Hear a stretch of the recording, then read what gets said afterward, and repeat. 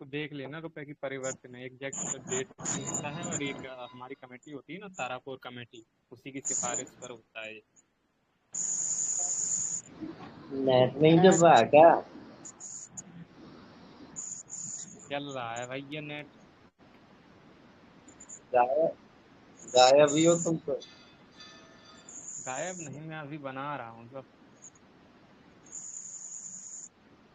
आज ये 51 जो क्वेश्चन है, ये 4-5 बार हाँ पूछा गया पीसीएस में, आरओ में, यूपीएससी में। और ये 13 का पेपर है, जस्ट 13-14 का जो पेपर आ रहा था वही जाके हमारे 20, 21, 22 में पीसीएस में पूछने लगा। सेम टू सेम इसी इसी टाइप के क्वेश्चन, इसी ट्रेंड में।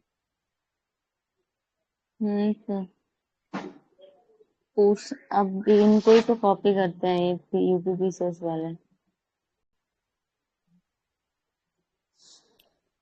मित्रा का 1,000 से सरकारी तारापुर कमेटी लिख ली ना, हाँ तारापुर कमेटी। उसी की सिफारिश पर हुआ था ना पूंजी खाता परिवर्तन नीति। इकोनॉमी वाले में लिखा करो सीधा सा।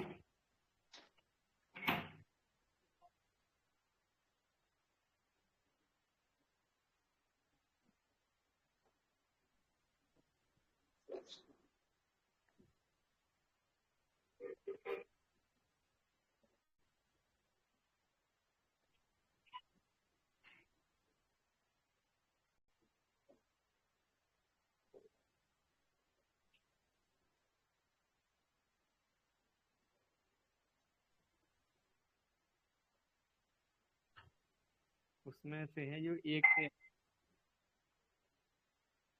हाँ सर। कुछ राज्यों में है, जैसे सिक्किम, वो अपवाद है। हाँ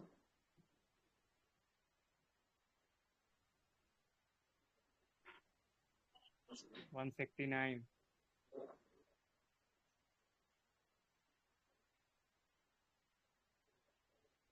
सर क्या बोले आप?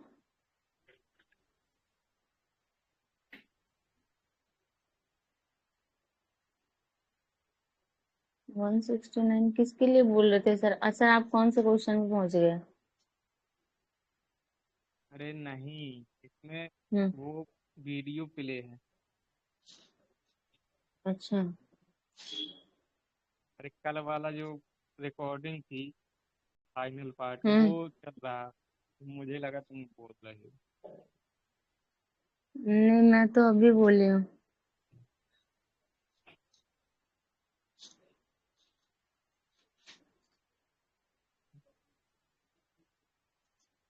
वो वीडियो नहीं मिल रहा कहाँ पे?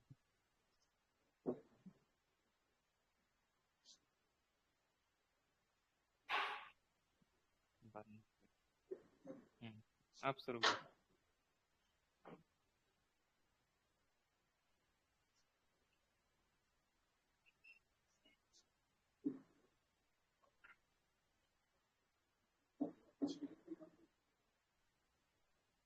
ज्यादा ज्यादा।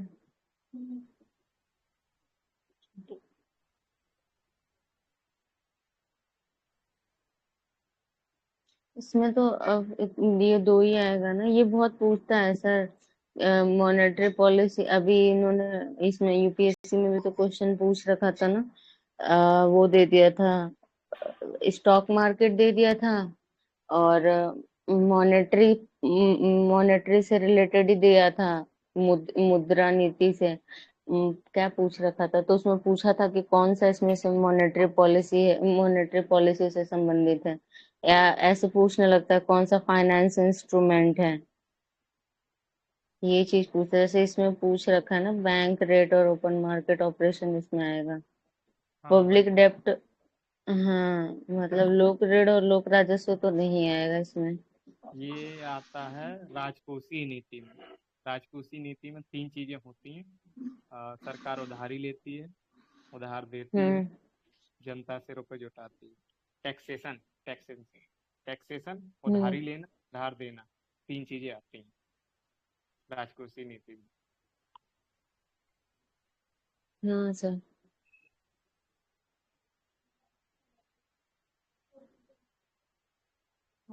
खुले ओपन मार्केट ऑपरेशन क्या है?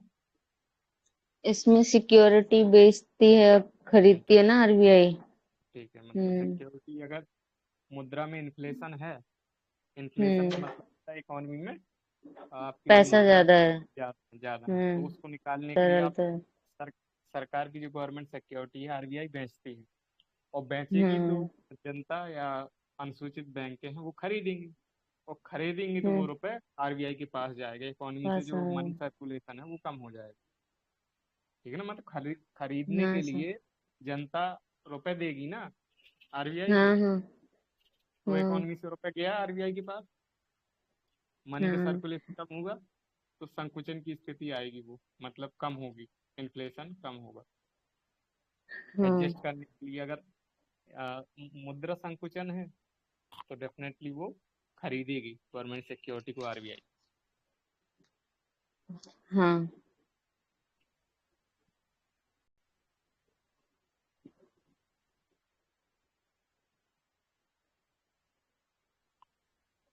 प्रथम विधि आयोग के अध्यक्ष कौन थे? चारों ऑप्शन दिए है ना। प्रथम विधि आयोग के अध्यक्ष एमसी सीतलवाड़ के 1955 में पहली बार विधि आयोग का गठन किया गया, जो विधि से संबंधित मामलों पर सलाह मशवरा देता है। ये किसी भी अभी। आर्टिकल नहीं है। हाँ, किसी भी आर्टिकल में अभी 22वां शायद अपॉइंट किया गया था ना, कौन सा? ये हमने देखा हाँ। कि ये ऑप्शन में है ना, तो मानव अधिकार आयोग, इसके बारे में भी ये तो आपको देखना चाहिए इस बार। 1993 में आया था, मानव 93 अधिकार आयोग। क्योंकि पेरिस कन्वेंशन हुआ था जो ह्यूमन राइट्स से संबंधित है, उसी के परिप्रेक्ष्य में जाके 93 में भारत सरकार लाई ह्यूमन राइट्स हाँ कमीशन एक्ट 1993। और आयोग गठित करते हैं ये लोग 2002 के 94 में करते हैं, यूपी सरकार 2002 के आसपास करती है, 2-3 एग्जैक्ट नंबर याद। मानवाधिकार आयोग का। यूपी यूपी सरकार 2002 के आसपास करती है। देख लेना, ये देखना है क्योंकि क्वेश्चन पूछा है, वित्त आयोग को पूछता है, गठन हाँ किए। सर।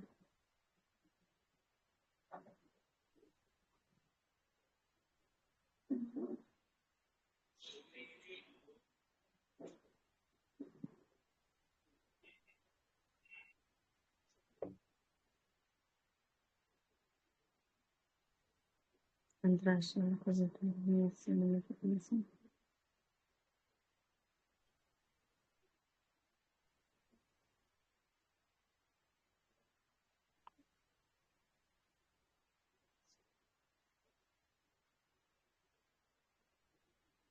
ये कहाँ समय 14 नंबर।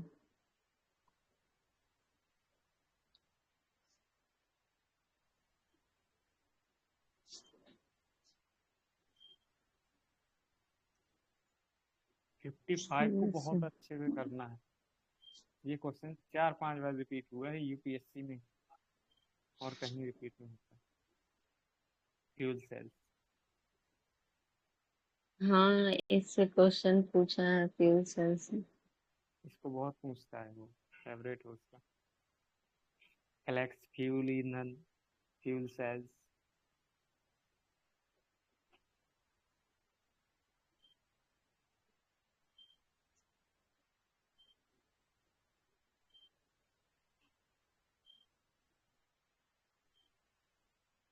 फ्यूल सेल जिसमें हाइड्रोजन के समृद्ध ईंधन और ऑक्सीजन का उपयोग विद्युत पैदा करने के लिए होता है। ये शुद्ध हाइड्रोजन का उपयोग ईंधन के रूप में करते फ्यूल। इससे इस बार भी आया था क्वेश्चन। बस फ्यूल थोड़ा सेल। हेल्प होती, एग्जैक्ट डायरेक्ट क्वेश्चन नहीं आया था, लेकिन इससे हेल्प होती। क्वेश्चन जल का। हाँ, ये जल का उत्सर्जन होता है, ये मतलब ऑप्शन में था। बात ये है ना कि जैसे फ्यूल सेल्स है, आपको पता होना ये हम्म क्वेश्चन का दिया है, हाइड्रोजन से समृद्ध ईंधन और ऑक्सीजन। अगर हाइड्रोजन ऑक्सीजन को ईंधन के रूप में ये प्रयोग करता है तो प्रोड्यूस क्या करेगा? जल ही, H2O होता है। जरूर करो। तो नुकसान इससे है ही नहीं। इको फ्रेंडली, क्या कहते हैं, हाँ, इको फ्रेंडली पर्यावरणीय है सर मित्र। ये। हाँ, हम्म तो ये इसमें तीसरा ऑप्शन देखो, पूरी तरह से एसी हम्म उत्पादित ही नहीं होती, सीधे ट्रांसफार्मर से होगी, और कहीं से एसी नहीं होगी, वो सब डीसी। और ये देखो, जब ये बिजली उत्पन्न करता है तो लैपटॉप क्यों नहीं चलेगा भाई? लैपटॉप के लिए अलग से बिजली चाहिए क्या? वो डीसी से भी चल सकता है। हाँ, आराम से चल सकता है। नॉर्मल सा है। और कंफ्यूज करने के लिए दिया है इसने एसी। तीसरा ऑप्शन तो वैसे, क्योंकि ये सेल है ना, फ्यूल सेल्स उसमें पहले से दिया है। सेल्स नहीं, मतलब उसका है जो भी है, आ, रासायनिक ऊर्जा को विद्युत ऊर्जा में बदल रहा होगा, हम्म और वो डीसी ही होती है। ट्रांसफार्मर के अलावा कोई भी एसी करता ही नहीं। तीसरा आप निकालेंगे, आपका एक बच जाएगा सीधा।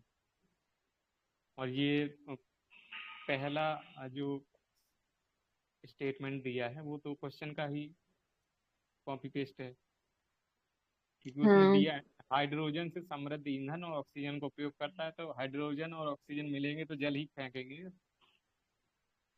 हाँ सर, छोटी बच्चों के साथ साथ ट्यूशन। और ये डीसी वाला सिस्टम रखो कि ट्रांसफार्मर के अलावा कोई डीसी नहीं करेगा, और ट्रांसफार्मर एसी उत्पादित नहीं करता है, ठीक है, वो सिर्फ पावर को अप डाउन करता है। पावर ज्यादा आया तो उसको अप डाउन करेगा, पावर कम आया तो उसको अप ले जाएगा, सर उच्चाई ये अप हम ले जाएगा। लगाते तो अच्छा, ट्रांसफर स्टेबलाइजर भी तो लगाते थे इसके लिए हम लोग। हाँ, ठीक वह है। बस हाँ। वही है, ट्रांसफार्मर का काम वही है जो हम्म स्टेबलाइजर करता है। हम्म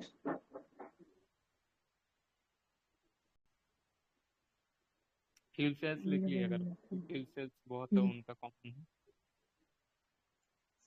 सर लिख लिया है please।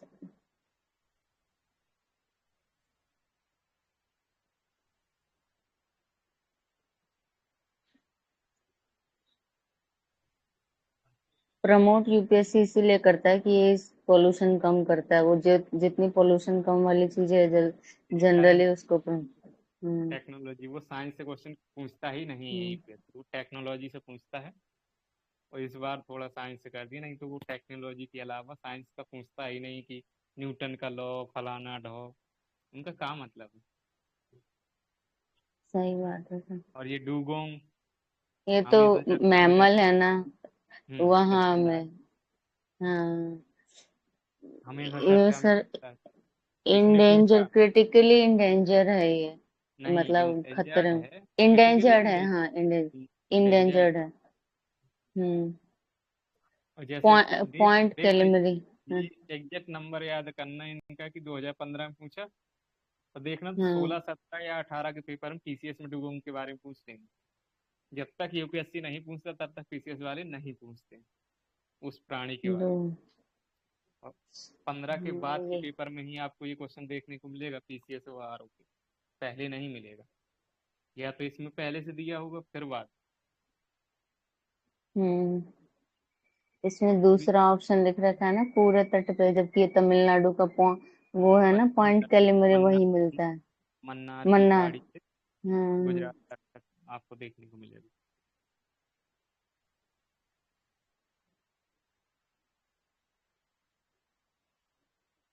क्योंकि ये जीव है तो 72 के तहत संरक्षण मिलेगा, क्योंकि वन्य जीव और हाँ पर्यावरण से संबंधित है, तो वो चीज जाएगी पर्यावरण। 86। EP act 1986। हाँ 1986 सर, वो भी तब बना था जब 84 में वो हो गया था ना, मिथाइल मिथाइल आइसोसाइनाइड वाली भोपाल। ट्रेजेडी। हाँ, हम्म, भोपाल वाला।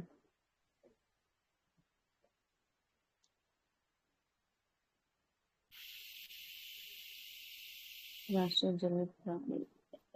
अब ये देखना 57 में ये क्वेश्चन आपको मिला हाँ ये सर। चारों ऑप्शन है ना, चारों ऑप्शन के बारे में पूछा जा चुका है। अब अगले अगले जो पेपर करेंगे वहाँ चारों ऑप्शन के बारे में मिलेगा, तो किसी में घड़ियाल पूछ देगा, क्रिटिकली इंडेंजर्ड, हाँ। हाँ, इंडेंजर्ड, ऐसे कुछ है, ऑलिव रिडले, ये सब। घड़ियाल, हाँ। घड़ियाल तो पर घड़ियाल तो ये फ्रेश वाटर, घड़ियाल फ्रेश वाटर में रहता चंबल, है ना। चंबल नदी में हाँ। पाए, ओनली हाँ, चंबल तो में ये मिले। क्रिटिकली इंडेंजर्ड है और या ओलिव फिर रिडले, इंडेंजर्ड है। ये सबसे छोटे कछुए होते हैं जो विश्व में गर्म जल सर, इनसे ना, समूह में। इनसे भी छोटे होती है। ये तो हमारे इधर पाए जाते हैं। एक ना कैंपबेल करके है शायद, वो उधर में मैक्सिको साइड में है ये ना। एक सर से मैंने पढ़ा था ना, तो उन्होंने कंफर्म करवाया था कि जो हम्म, ओली रिडली टर्टल है ना, ये तो हमारे इधर के सबसे छोटे हैं। लेकिन अगर पूरे वर्ल्ड में कंपेयर किया जाए तो मैक्सिको साइड में कैंपबेल करके हैं वो इनसे भी छोटे वो हैं, कछुए हैं, टर्टल हैं, पानी में तैरते हैं जो। मतलब इंडिया में सबसे छोटे हैं, और यही है, छोटे हाँ। आकार के कछुए हैं ये, इतना समझ, छोटे आकार का कछुआ है जो गर्म जल में जाता है, खासकर उष्णकटिबंध के जितने भी महासागर है उसमें पाया जाता है विश्व के ज्यादातर। लेकिन इसका जो प्रजनन क्षेत्र है उड़ीसा का गोड़ीवाला, क्या कहते हैं, गोड़ीवाला ऐसे भीतर कुछ, कनिका है ना, भीतर कनिका वाले एरिया में ही है ना। जो प्रजनन हाँ। क्षेत्र है उसका पर्टिकुलर नाम है कुछ, गोड़ीवाला ऐसे कुछ है। अब वो तो उड़ीसा का भीतर कनिका, वो तो ठीक है। इसका जो हम्म। प्रजनन क्षेत्र है उसका नाम है पर्टिकुलर, जाने क्या गोड़ीवाला ऐसे कुछ है। हम्म। खारे पानी का मगर, ये तीनों के बारे में गहिर पूछा गया माथा। सर, हाँ, गहिर माथा वाले क्षेत्र में है ये। भीतर है। कनिका के गहिर माथा, हाँ। और 5 अक्टूबर को डॉल्फिन डे मनाया जाता है। सर, मैं 5 की जगह 7 लगा के आ जाती हूँ, ऑप्शन में आता है, पता सात नहीं कभी कभी मैं। 7 अक्टूबर कपास डे है, कॉटन डे। कपाल होते हैं, हाँ। 7 अक्टूबर। नेक्स्ट महीना। वाह वाह, क्या बात है, स्वाइन फ्लू जी। जी हूँ। हो गया। 57, हाँ सर। 58 देखो, 57। दो तरह के क्वेश्चन बनती है ना, H191, और एक बनता है H591, वो होता है बर्ड फ्लू। और हाँ। H191 ये होता है स्वाइन फ्लू। स्वाइन माने क्या स्वाइन होता है, फ्लू। हंस। स्वाइन किसको बोलते हैं, हंस को। हंस को बोलते हैं, हाँ। हंस अकेला होता है, ये भीड़ में नहीं होते। और हाँ, पक्षियां इसलिए ज्यादातर इसमें उसमें ज्यादा होती, पक्षियां झुंड में चार होती हैं, तो पांच, चार वो पांच नंबर चलते हैं, ज्यादा है। 5 5। 4 5 हाँ। 8 10 ऐसे जितने बार हाँ। वो बर्ड फ्लू में आएंगे। और स्वाइन फ्लू में एच अकेला रहता है, हंस अकेला चलता है, H191। हम्म। ताकि चेंजेस में भी पूछा गया, कभी बर्ड फ्लू पूछ ही लेगा, कभी ये पूछेगा। पीसीएस में हमें देखने को मिलेगा, इसलिए सबसे पहले यूपीएससी करवाए कि यूपीएससी को कैसे कॉपी करता है, यूपीएससी फिर आरओ के, फिर आरओ के बाद पीसीएस की, ऐसे ही क्रम चलता है। पहले आरओ कॉपी करेगा फिर पीसीएस करेगा। जी सर। कृष्ण।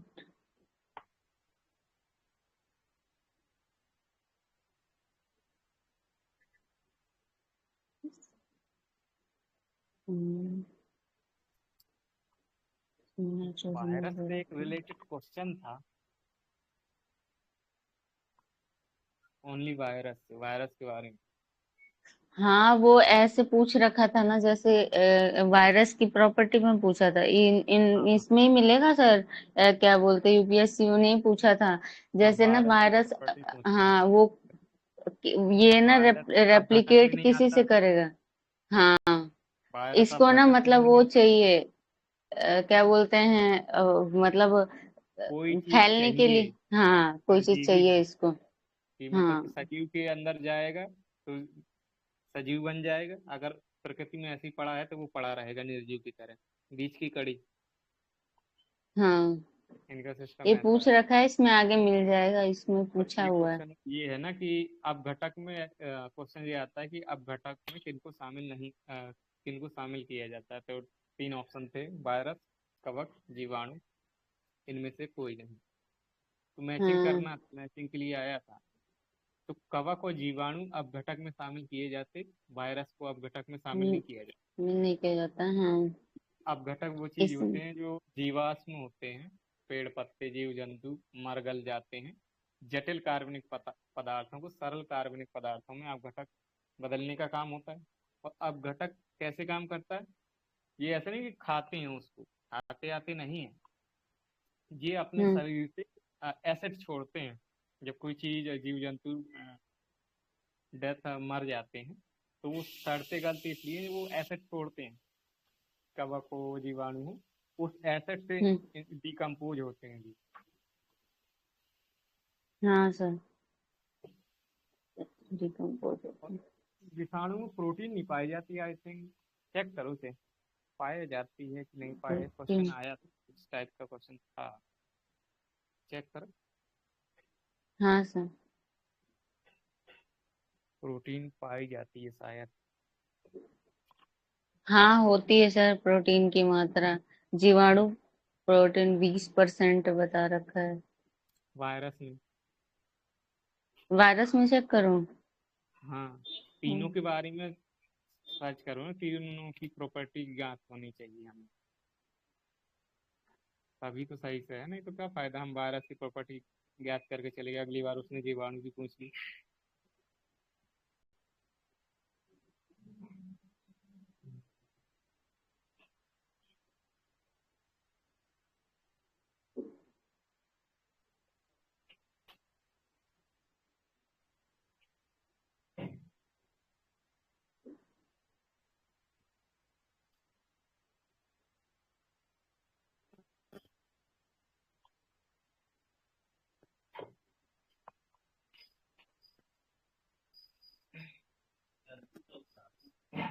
मैंने पहले बोला था, चाय आय नहीं पीना है, जीभ जला देता है, इसलिए नहीं पीता चाय कॉफी, मूड खराब कर देता, वैसे वो नुकसान करती है। अब दारू पियेंगे, वो ठंडी होती है।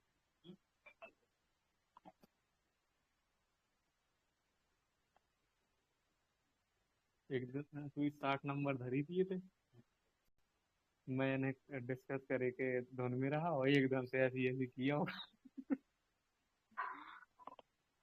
मैंने कि धन न कर दी।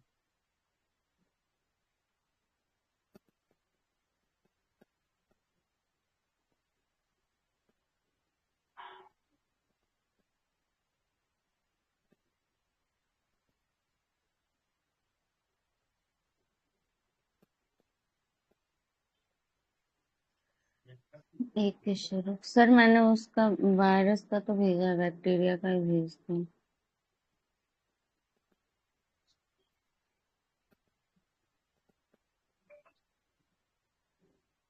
ये बायजू है क्या ये? हाँ, तो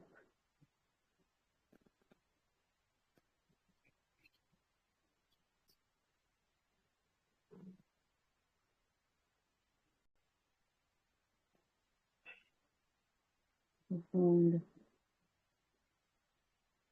कवक एक प्रकार का जीव है जो अपना भोजन सड़े गले मृत कार्बनिक पदार्थों से प्राप्त करता है। इस संसार के प्रारंभ से ही जगत में उपस्थित है।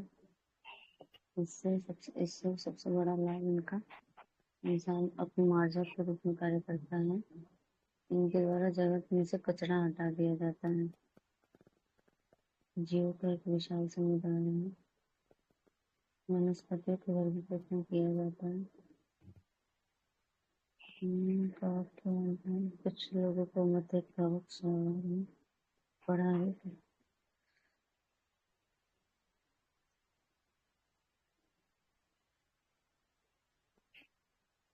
पाव रोटी बनाने में सहायक एक कोशिकीय खमीर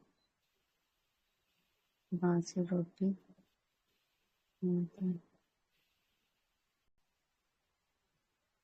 शैवाल। कुछ लोगों के कवक की उत्पत्ति शैवाल में पराग की हानि होने से हुई। दूसरे लोगों का विश्वास नहीं करते रहना। अरे निकले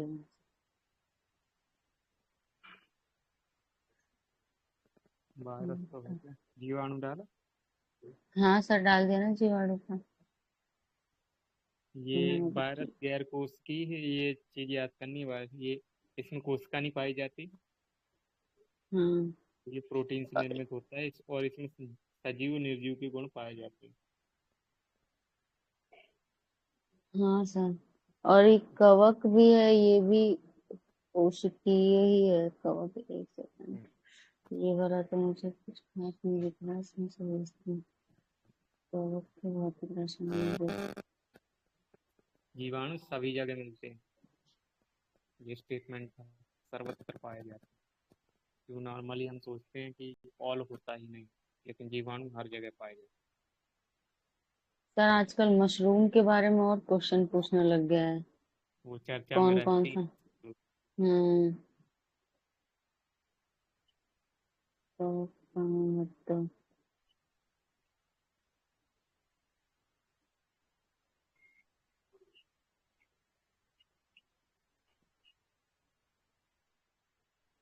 हो गया। हो गया सर, आगे चले फिर। चलो।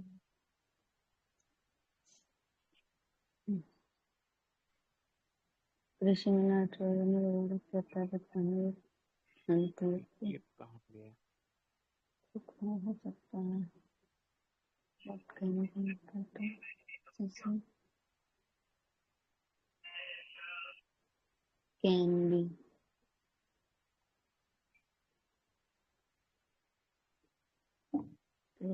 proliferation excision।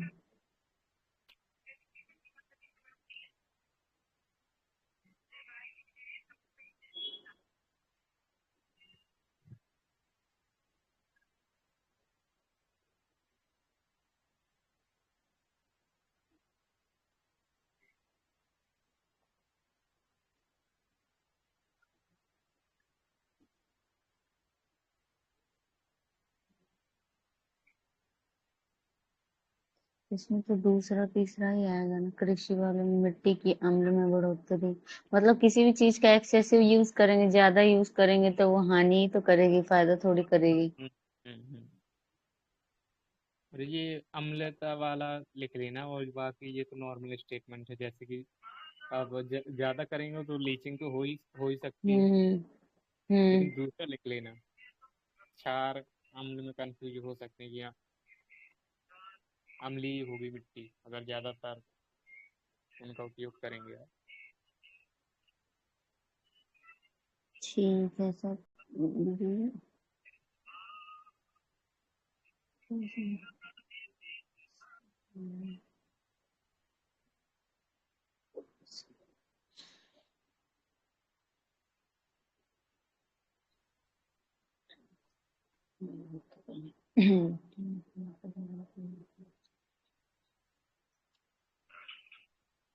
ये CSAP ये जो है कृषि लागत और कीमत आयोग, इसका गठन कब हुआ था? 60 में क्वेश्चन। 1965। हाँ 1965, और 85 में नाम चेंज हुआ CSAP, यही नाम आया 85। और ये सिफारिश करती है, ये अनुमोदन करती है आर्थिक मामलों की मंत्रिमंडलीय समिति। और जो हाँ और जो तीसरा ऑप्शन है सी में, कृषि मंत्रालय का विपणन और निरीक्षण निदेशालय, ये शायद भोपाल में है कि जयपुर में, चेक करो। ये क्वेश्चन जयपुर में है पूछा। सर, कृषि से रिलेटेड है ना। ये जयपुर हम्म, में, एक बार चेक भी कर लेते हैं, कृषि मंत्रालय का विपणन। विपणन निरीक्षण निदेशालय जयपुर ऐसे कुछ है, जयपुर में ही है। ये क्वेश्चन पूछा है।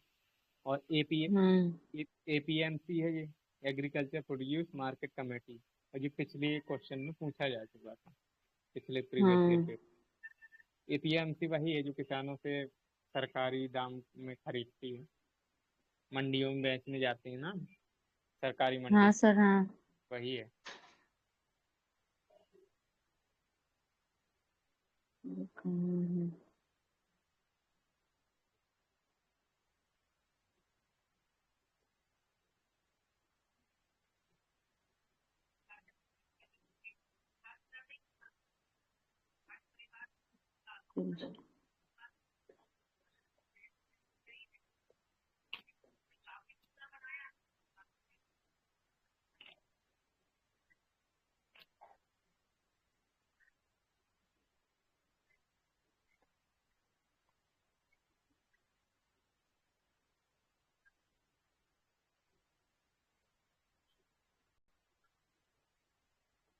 जयपुर में है सर विपणन संस्थान ठीक है, कृषि। तो इतना ही काफी है। हम्म।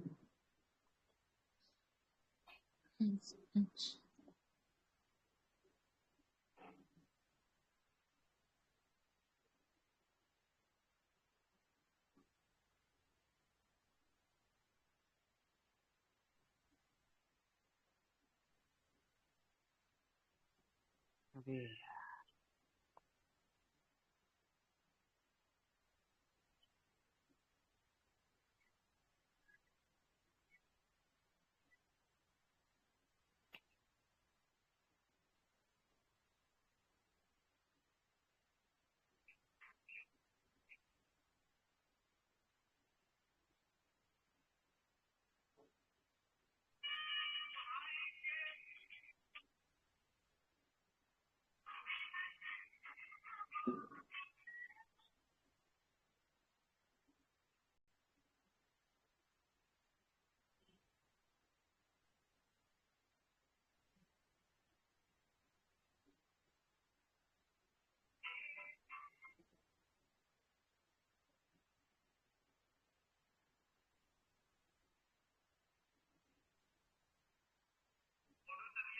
ये लाभ का कार्यक्रम।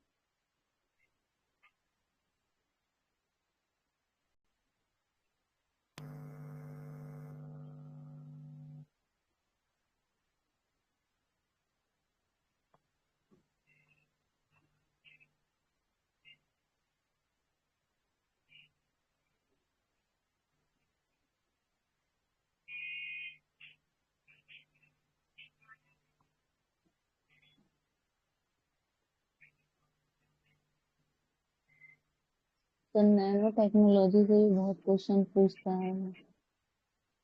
आप कहाँ पे पहुंचे सर? Nano tech.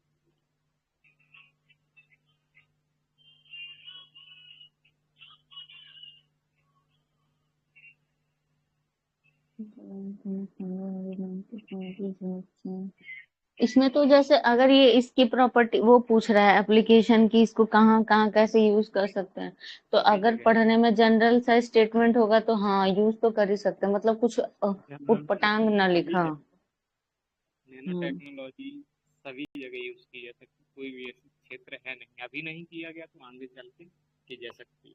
किया जा सकता है। टेक्नोलॉजी का उपयोग भविष्य में किया जा सकता है, अभी नहीं कर पा रहे तो भविष्य में तो करेंगे ना, तो संभावना तो बनी हम्म ही रहेगी। हम्म यहाँ पर संभावना दी हो तो डेफिनेटली वो क्वेश्चन सही होता है।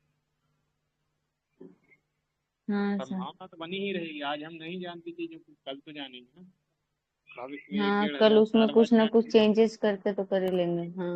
और ये क्वेश्चन बनता है नैनो टेक्नोलॉजी से।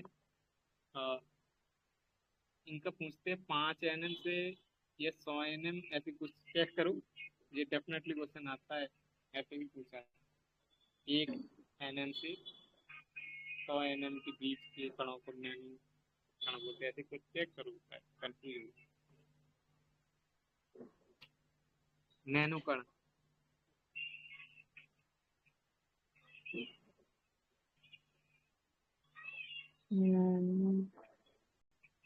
सर 10 टू द पावर वाला बोल रहे हैं क्या? नहीं, वो नहीं है। हम्म ये नैनो हम्म टेक्नोलॉजी किस पर काम हम्म करती है, नैनो कण में ना, नैनो कणों का आकार कितना होता है, अच्छा। ये चेक करना। ठीक है, नैनो टेक्नोलॉजी किस पर काम करती है, इसमें चेक करोगे आ जाएगी।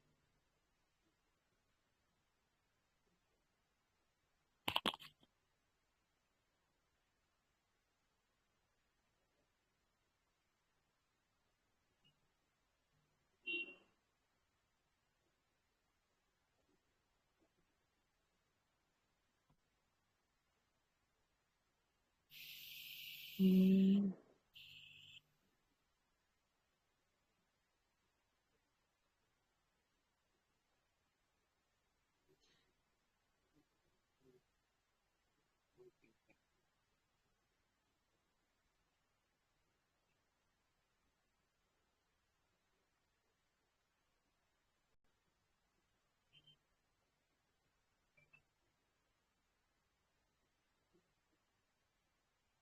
सर ये तो इसमें ज्यादा इसके एप्लीकेशन ही बताने लगा, 1 से लेके 100 नैनोमीटर एक से सौ एनएम। नैनोमीटर के कणों के बीच हाँ होती हाँ, कम से कम आयाम वाले पदार्थ पर हेर फेर है इस पैमाने, है। हो गया, बस यही जगह 1 से 100 नैनो नैनो मीटर स्केल के रूप में। नैनो कण बोला जाता है, वो इन्हीं कणों से नैनो टेक्नोलॉजी का प्रयोग किया। और नेचर में देखोगे तो मोर का जो पंख होता है, हाँ, तो नैनो टेक्नोलॉजी का बेहतरीन उदाहरण। कलर मोर कोडिंग, का पंख, हाँ उसका थोड़ा थोड़ा मतलब उसमें कलर का जो कलर बहुत। कॉम्बिनेशन दिखता है ना, हम्म शार्पन हम्म तक, वो नैनो टेक्नोलॉजी का कमाल है। नेचर नेचर में बहुत सी चीजें हैं नैनो टेक्नोलॉजी का use। और जिसने बनाया है पता नहीं कितनी कितनी रिसर्च की गई होगी,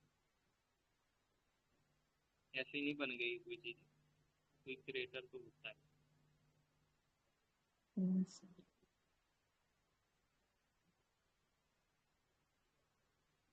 सर आजकल के बच्चे नोरियो टैनगुची करके है, जापान का, इन्होंने करा था 1974 में। नोरियो टुंगुची क्या नाम था? तानी तानी हम्म, हाँ तानीगुची 1974 के पेपर में किया था।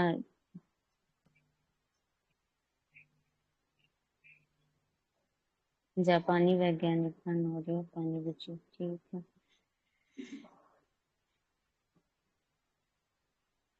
नियर फील्ड तो ये हमारा एनएफसी, नियर फील्ड ये तो जैसे, एनएफसी से हम पैसे देते हैं ना, जैसे जाते हैं तो पेमेंट वगैरह करते हैं। हाँ यही हम्म हम्म, जिसमें हम एग्जाम्पल की कार्ड तौर वार्ड पे, लगाते हैं अपना।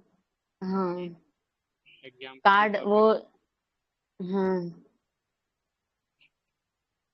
नहीं, संपर्क हाँ नहीं होता है। जब तुम फोन से यूज करते हो संपर्क होता है तुम्हारा, नहीं कार्ड से होता है। हाँ।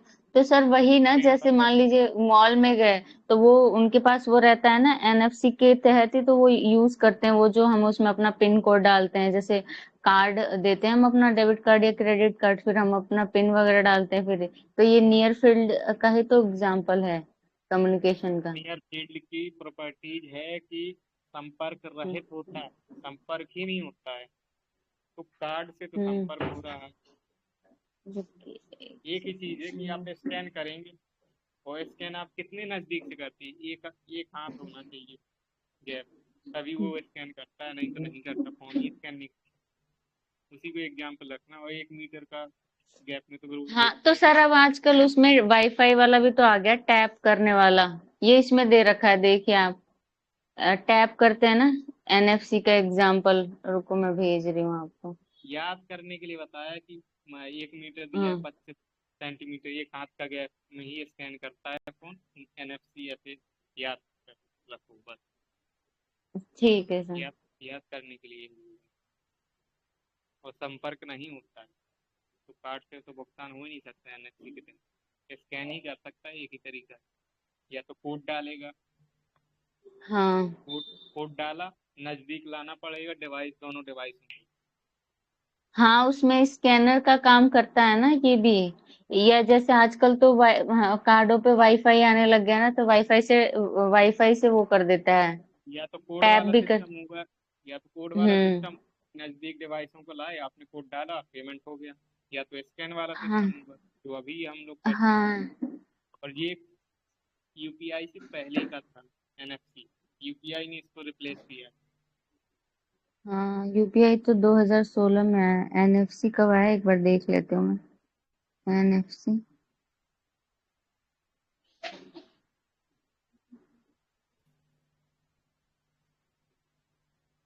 इंट्रोड्यूस इंट्रोड्यूस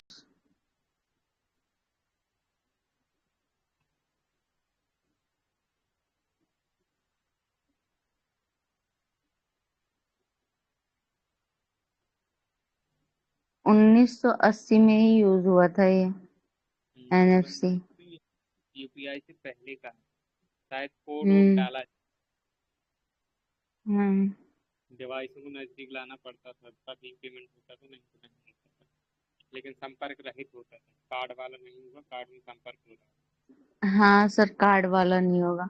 मैं ना उससे कंफ्यूज हो गई, मैंने वो देखा था ना पेमेंट करने वाला, फिर अभी ध्यान आया कि आजकल उस पे ना को बार कोड भी आ जाता है, जैसे क्यूआर कोड आ जाता है, तो स्कैन हाँ, करके हम उससे पेमेंट कर सकते हैं। 1980 में कहाँ था ये सिस्टम, 1980 में कहाँ था, नहीं ना, हम्म ये तो आ जाएगा ना। हाँ 1980 की हाँ सर। टेक्नोलॉजी है, तो क्या होगा उसमें, या तो स्कैन कर रहे हूँ या कोड डाल हाँ रहे हूँ, डिवाइस में नजदीक रखना पड़ता था तभी पेमेंट होता था।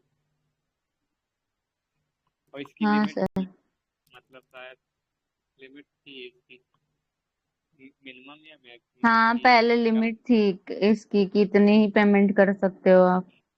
2015। अरे मेरा क्वेश्चन कहाँ भाग गया।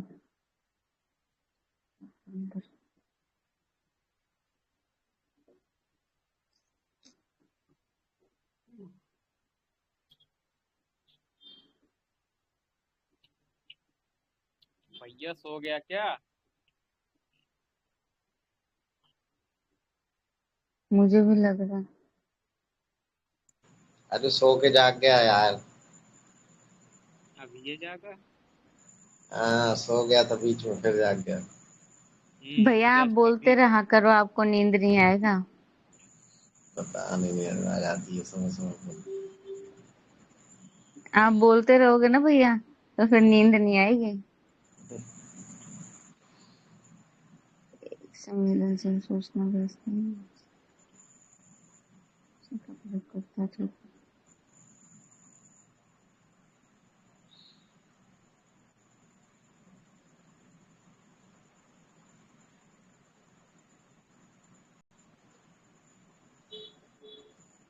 जेनेटिक इंजीनियरिंग मूल्यांकन समिति की सर्च करो तो इसका गठन कब हुआ था, शायद 92 है कि 88, 2000 कुछ। और GI टैग 1999 में आया, लागू कब होता है, 2003 में पहली बार दार्जिलिंग टी को दिया जाता है, 2004 में GI टैग, और 10 साल के लिए वैलिड होता है। हाँ सर।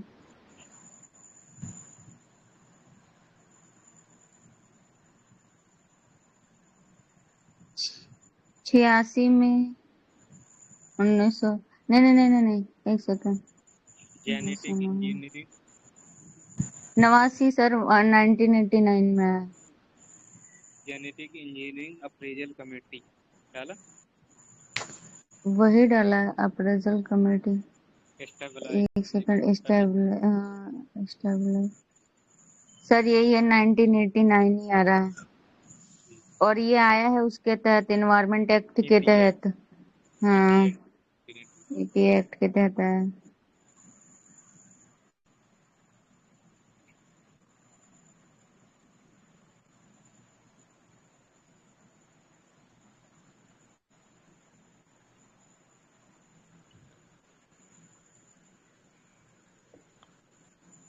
इसमें पूछा भी तो यही है कि किसके एक्ट किसके तहत काम करता है।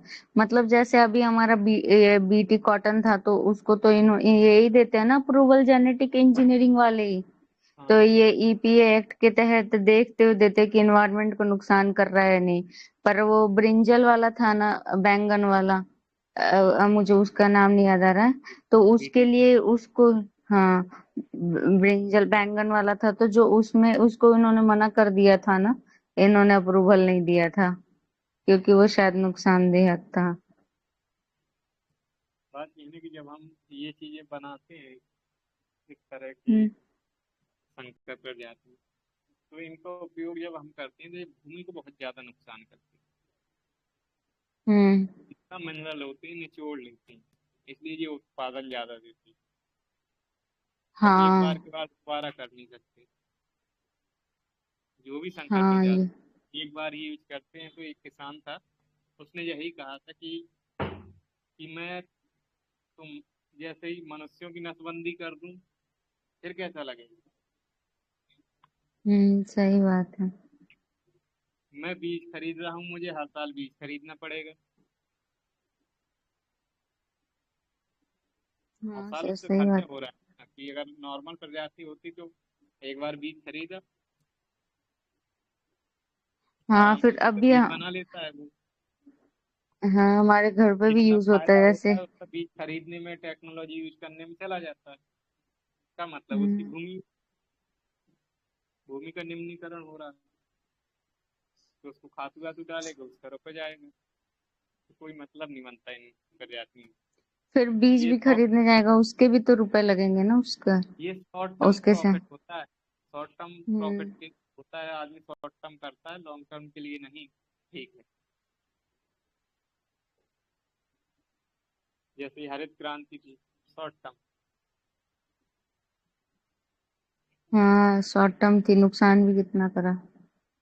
जरूरत तो था ही पर ऐसे बंदों में नुकसान।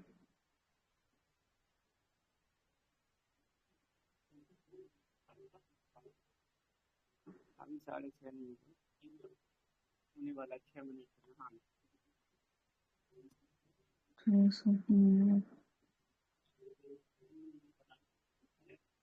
मुझे निकाल, मैं जाऊँगा मंदिर का है। बात ये है ना कि मंदिर जाने का मतलब क्या है। गैर मतलब के कहीं नहीं जाए। भारतीय संस्कृति का मतलब ही नहीं समझते तो ठीक है, संस्कृति की तो बात ही मत करो। बस हिंदू तिलक लगाना, मंदिर जाना, हिंदू नहीं। कभी गीता उठाई है, कभी वेद उठाया, महाभारत के पात्रों का कुछ पता नहीं। प्रोटीन अनपढ़ वेजिटेशन, ये तो क्या बोल रहा वाला मुझे है। 1977 में स्टार्ट हुआ पता था। होना चाहिए, हमें अपने मूल टेक्स्ट जो उनके बारे में पता होना चाहिए, उनके पात्रों के बारे में पता होना चाहिए, उनकी विशेषताओं के बारे में पता होना चाहिए। कि जब हम किसी देव को मानते हैं तो उसकी प्रॉपर्टीज को भी मानते हैं। आजकल कृष्ण को तो नचनिया बना दिया है।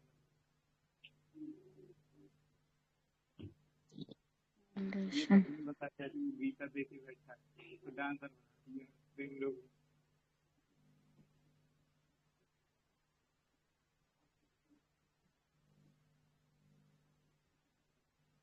highly advanced and scientific research in India, scientific institution, and yeah,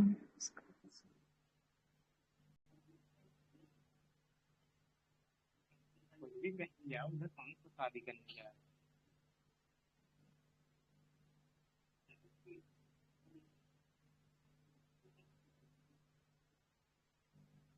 ये मत कहीं जाओ यार, इतना भी कम नहीं करना। साड़ी पहन पहला दिन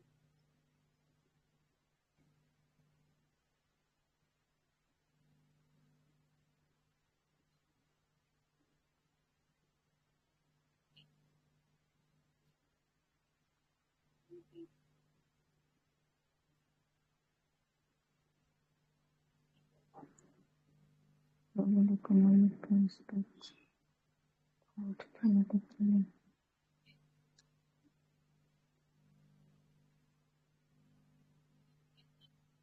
prospect, World War II,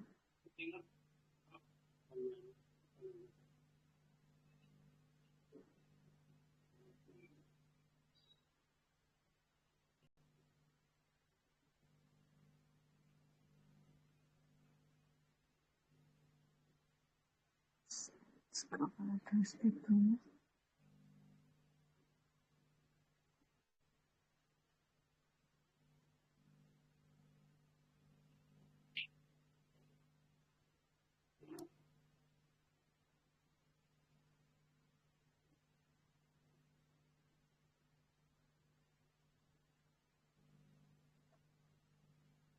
maintenance obstacle,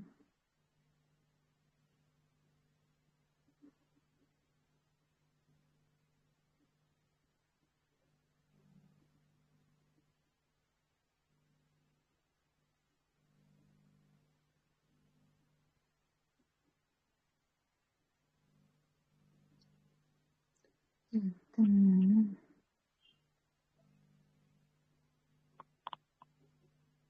इतना तो खेल लगा बात बुढ़े लगाते हैं। all the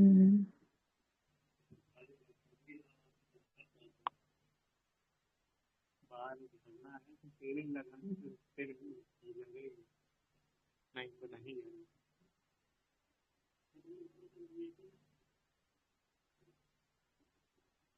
मुंडा हो पता ही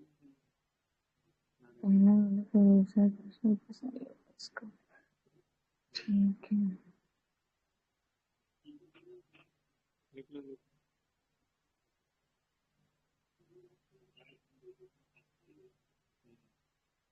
8 बजे की कोचिंग 6 बजे निकल जाएंगे। हाँ निकल जाएंगे 40 मिनट कुछ पैदल जाते हैं।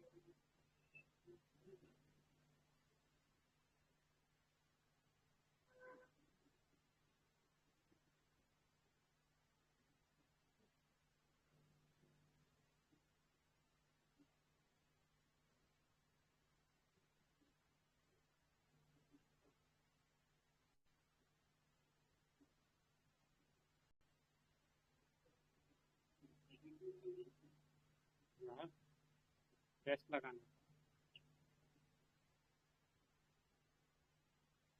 रेडी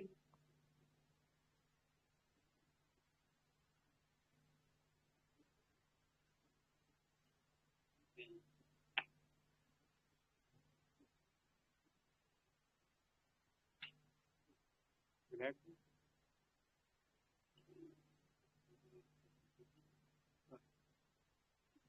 फैन नहीं रुक सकते बट आप लोग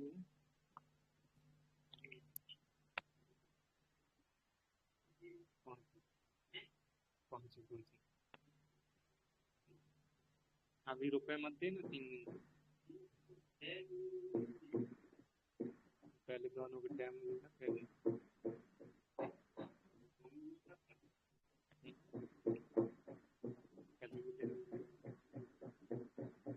रिकॉर्ड दिखाइए मतलब वहाँ से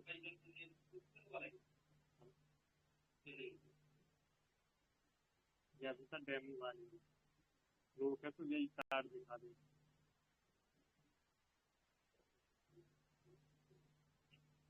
Phasing out लाओ मुझे भी कुछ। Kyoto Montreal Protocol.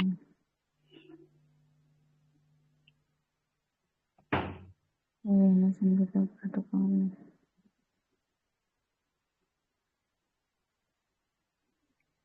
Rio Plus Conference. Rio Plus 20.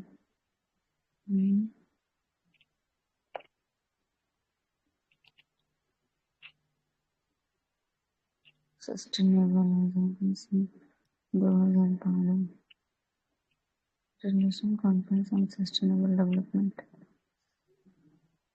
Sir आप कौन से क्वेश्चन नंबर पे हो? IUCN इसमें अच्छा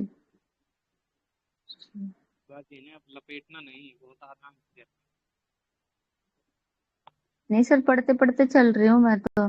जैसे साइट्स है तो साइट्स आया था 1973 में और लागू हुआ 74 में, और यही एक ऐसी है इन सब में लीगली बाइंडिंग है, वरना तो IUCN भी नहीं है लीगली बाइंडिंग। स्थापना कब हो रही है? ब्रेटन वुड किसकी?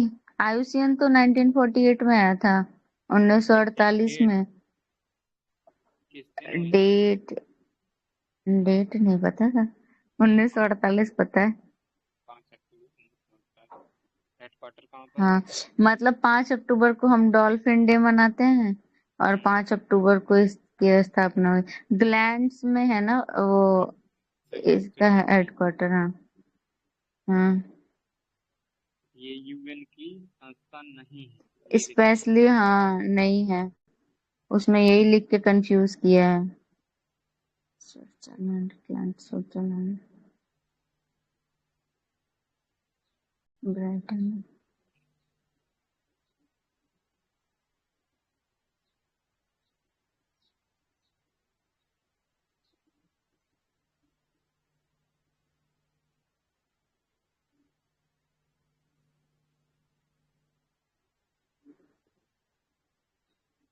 इसमें मार्गस दिया है। किसमें सर? Explain Marcus real. और एक और चीज लिखो, ये तो हम भूल ही गए। UNO UNO ठीक है। और ये 1964 में अपनी पब्लिकेशन लॉन्च करता है, रेड बुक डेटा ना। इसी में तो वो बताते हैं कौन सा क्रिटिकली इंडेंजर्ड है, इंडेंजर्ड है। कितनी कैटेगरी है? 9 कैटेगरी है टोटल। हाँ, पूछा है।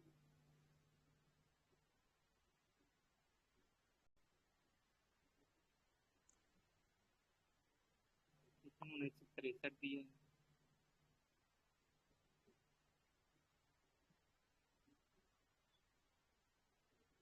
सर 1963 में साइट्स का कॉन्सेप्ट आया है, लेकिन ना 73 में जाके ये वैसे स्टेब्लिश हुआ है और 74 से लागू हुआ है। कॉन्सेप्ट लेके आए साइट्स का 1963 में, पढ़ा मैंने। ये बात है। हम्म,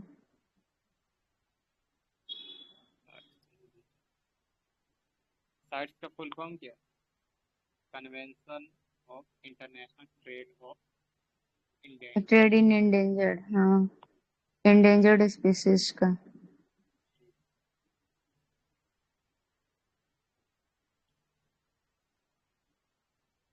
और एक और होती है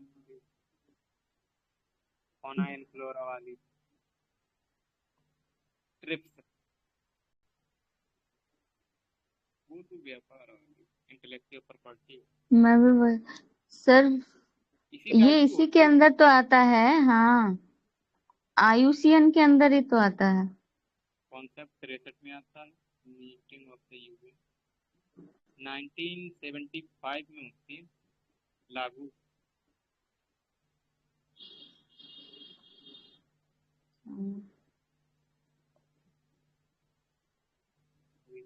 अच्छा, लागू। 74 में ही लागू है ना सर? नहीं, 75 में, इसलिए चेक किया। 75, तो 73 में ये आया है वैसे, मतलब बन गया है, और 75 में लागू हुआ है। ठीक है। पहली इंडियन कौन थी? हेडक्वार्टर जिनेवा है। साइट्स का।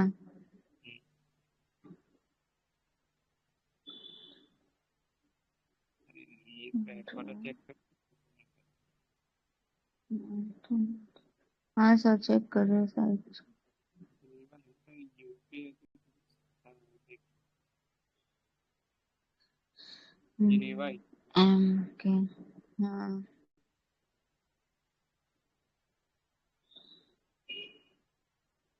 इसका ये क्वेश्चन है।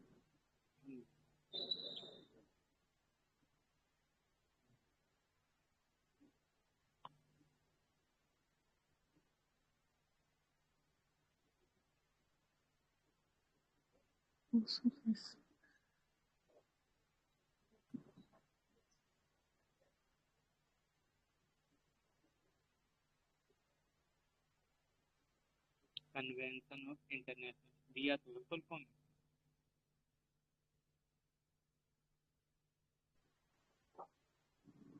सर क्या बोले आप?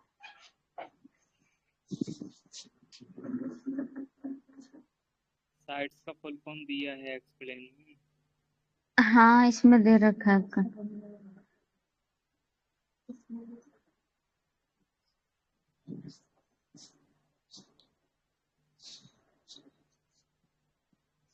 ये फ्लाईएस दूसरी बार पूछा जा रहा है। 13 या 14 में हमने ये पढ़ा था फ्लाईएस के बारे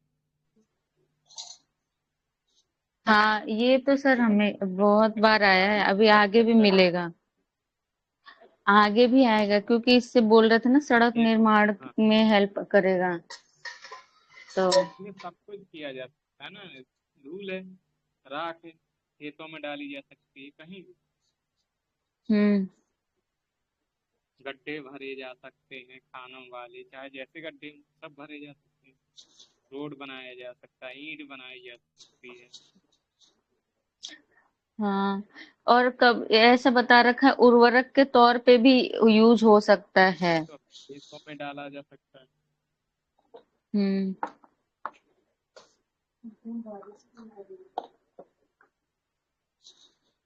तीसरा ऑप्शन गलत है, केवल लगा दिए यहाँ पर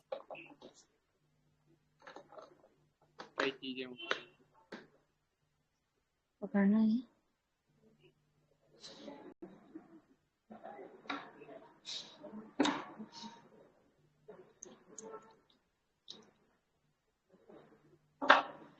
इसमें फ्लाईएस में ये तत्व लिख लेना सब, क्योंकि एक बार फ्लाईएस दिया था, इसमें कौन कौन से तत्व पाए जाते हैं ऐसा। हाँ, मतलब ये तो वैसे है, और इनके अलावा भी और भी पाए जा सकते हैं ना, जैसे इसने मोस्टली दे दिया कि ये तो हो सकता है।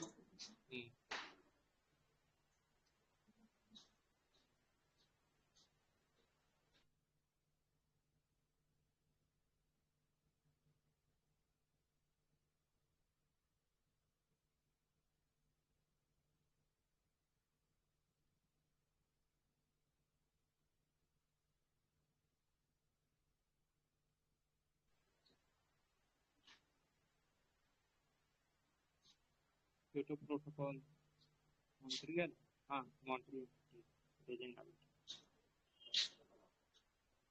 1987 में हुआ था मॉन्ट्रियल, 89 में इन्फोर्स हो जाता है। हाँ, और क्योटो प्रोटोकॉल 1997 में 2005 में आ जाता है उसमें। नगोया प्रोटोकॉल कब होता है? 2010 में। थे हाँ हाँ, जयपुर इसमें ही बता रखा है ना कि मतलब सस्टेनेबल यूज करने का। और ब्रिटेन वुड्स ये तो विश्व बैंक वाली IVRD 1944 में। हाँ, 1944 में। Rio +20 मतलब 92 + 3 2012 वाला। इसमें सस्टेनेबल डेवलपमेंट वाला है ना। जी, क्योंकि MDG को रिप्लेसमेंट किया था। MDG कब आया था? मिलेनियम डेवलपमेंट गोल 2002 में, उसको रिप्लेस किया SDG ने 2012। 10 साल बाद। हाँ। रिप्लेस करके इस्तेमाल।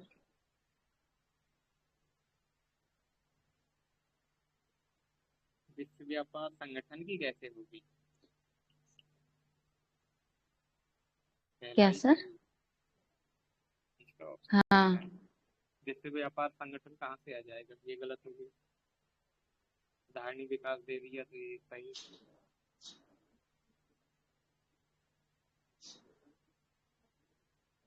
ये तो पेरिस वाला है तीसरा।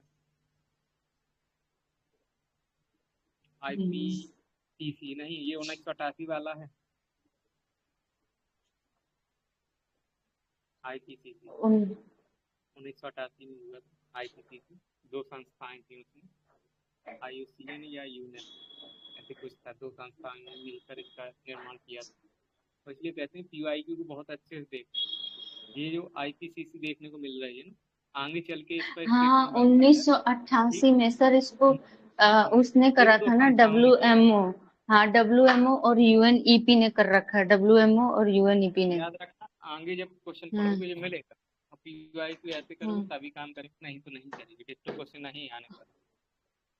और सर IPCC अपनी कोई रिपोर्ट मतलब वो खुद से नहीं बनाता है, जितनी रिपोर्ट रिपोर्टें बनाई ग्राउंड में गई काम नहीं रहती है करता। हाँ IPCC ग्राउंड उसका में काम नहीं एनालिसिस करता। कर। और एक ना IPCC के साथ साथ ना सर एक और है, IPBC IPEC है मतलब जैसे वो अलग है। ब्रांड मतलब बॉडी जैसे है। कोई हाँ WMO और UNEP यूनिट। IPCC एवं मैं क्रॉस चेक कर लेती हूँ। सही है, सही है, सही है। हम्म, IPCC 1988 और हेडक्वार्टर देख लेना। सर जेनेवा PYQ में ऐसे। ही है, हाँ जेनेवा में जिनेवा, ही है। हाँ, ज्यादातर जिनेवा है। खासकर W से स्टार्ट होने वाली जितनी भी है 90% जिनेवा में हेडक्वार्टर। वर्ल्ड बैंक छोड़ के।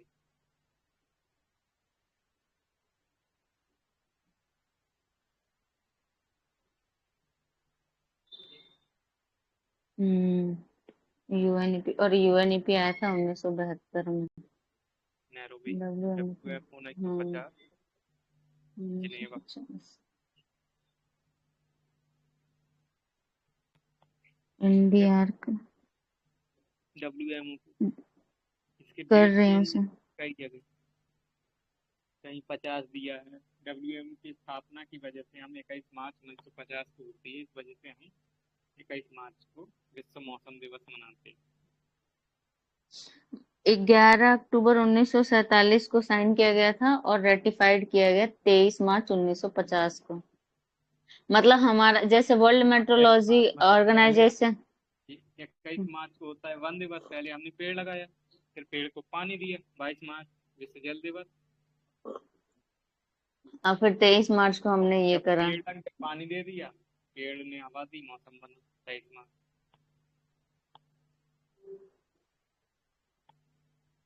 सर फिर तो हमारा ये क्या बोलते हैं हम लोग की जो है इंडियन मेट्रोलॉजी, ये हमारी सबसे पुरानी है, WMO से भी पुरानी है ना, वर्ल्ड मेट्रोलॉजी IMD से। 1877 है ना। IM हम्म इंडियन मटेरियल। और इसके बाद क्वेश्चन मेट्रोलॉजी। आता है, सबसे पहले कोलकाता में थी और फिर शिमला गई। सबसे लास्ट में दिल्ली में हेडक्वार्टर बनाया गया था। सबसे पहले कोलकाता, फिर शिमला गई। शिमला, नागपुर, फिर दिल्ली। हाँ, सबसे लास्ट में दिल्ली है तो हम्म दिल्ली की।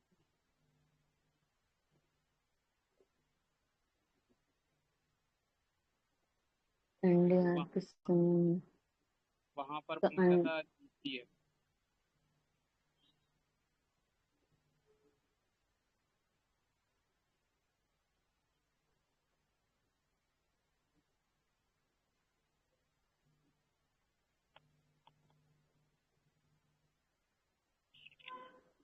जलवायु परिवर्तन ये 2014 कानकुन सम्मेलन पूछा जा चुका है। और कानकुन कहाँ है? मैक्सिको में। तो जितने भी शहर हैं, कौन शहर के बारे में पूछना है कि कौन सा शहर कहाँ पर है, किस देश में। मैक्सिको में बताया सर आपने? हाँ, कानकुन एक्सप्लेन नहीं दिया है मुझे, कौन सा पता है। एक क्वेश्चन बना था ना, एक क्वेश्चन बना था, वैसे याद कर लो।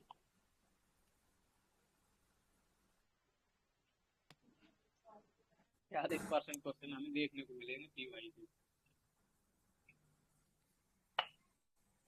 बस सही हम से लगाना उससे कमांड।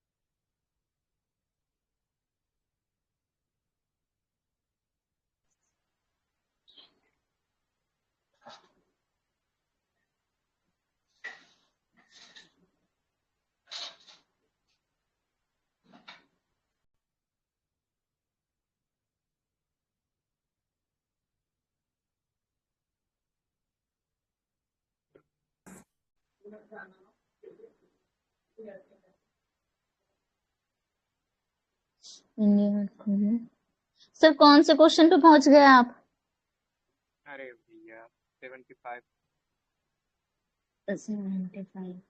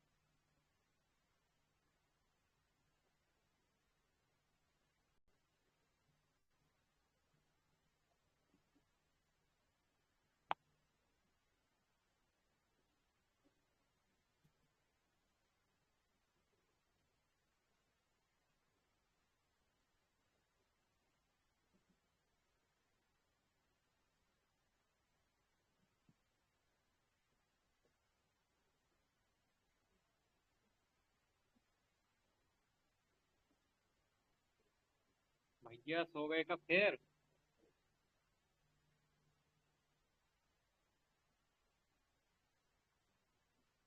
माधुरी 2008 मैं में। नहीं हूँ यार, जाग रहा हूँ अभी। बस इस संयम से करते जाओ। 20% संयम, क्वेश्चन बस संयम सब खाना बनाने जा रहा हूँ। बना ले स्कूल में खा लेना, तुम सरकारी टीचर तो अरे हो गए नहीं। यार, स्कूल में भूखों मर जाऊंगा तब तक तो मैं।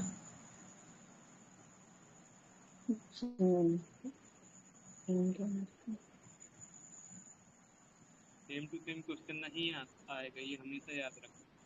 वहाँ से जो एक्सप्लेन है, ऑप्शन है, वहाँ पे क्वेश्चन मिलेगा और इससे बाहर क्वेश्चन आता नहीं है। बाकी बाउंसर क्वेश्चन तो चाहे जैसा पढ़ लूँ कभी बनेंगे नहीं। आपसे पीवाई की कभी गलत नहीं होना चाहिए।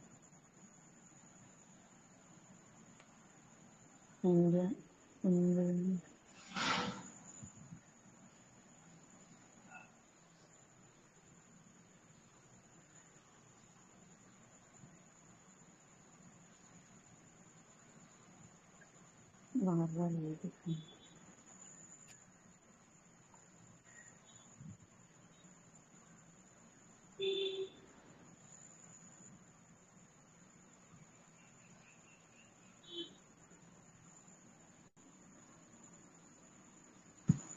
मेघालय में है ना कि हाँ, ब्रिज बनाते जाते हैं इसके। फोटो ले, याद रहेगी। इनको कुछ कहते हैं, खासी जनजाति के लोग हैं। इन पेड़ों को कुछ कहते हैं वो लोग, बहुत अच्छा नाम। सर शायद एक्सप्लेनेशन में दिया हो, देखते हैं। नहीं दिया है, नहीं दिया है, वही तो प्रॉब्लम।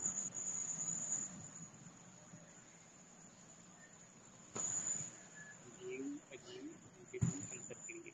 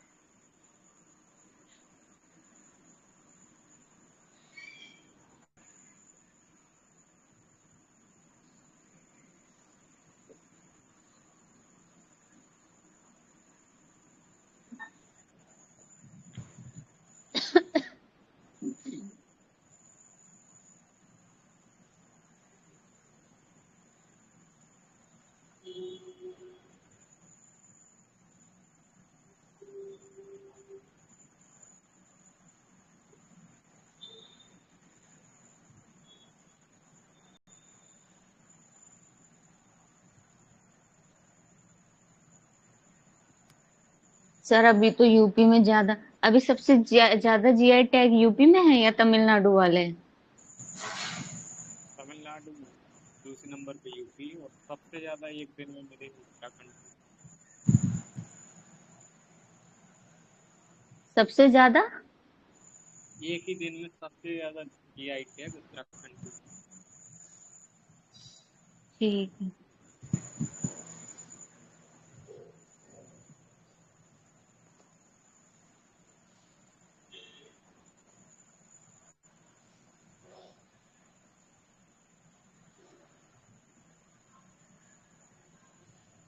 सर इसमें तो हाईएस्ट बता रहा है उत्तर प्रदेश का तो जीआई यार टैग। अपडेट करूँ इसे ना,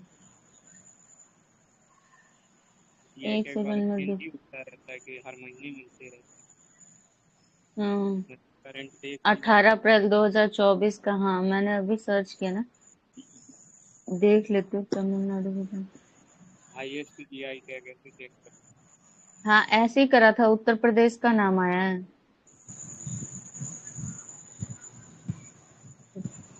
75 कुछ बता रहा है, 74 74 की इतने को मिला हुआ है, 75 प्रोडक्ट पीवाईक्यू को। पिन, पीवाईक्यू वाला पीडीएफ पिन कर दिया करो, मतलब कोई ऐड होगा तो पीडीएफ पिन मिलेगा।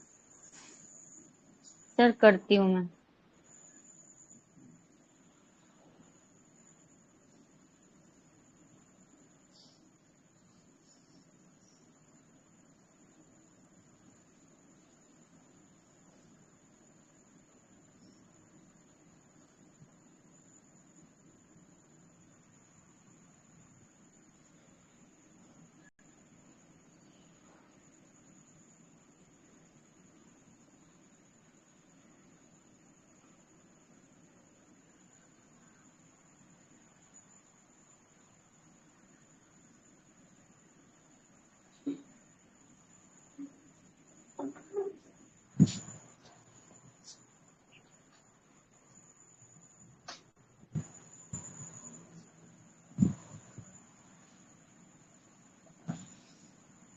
ये आ गया आईपी वही वाला 30 क्लॉज।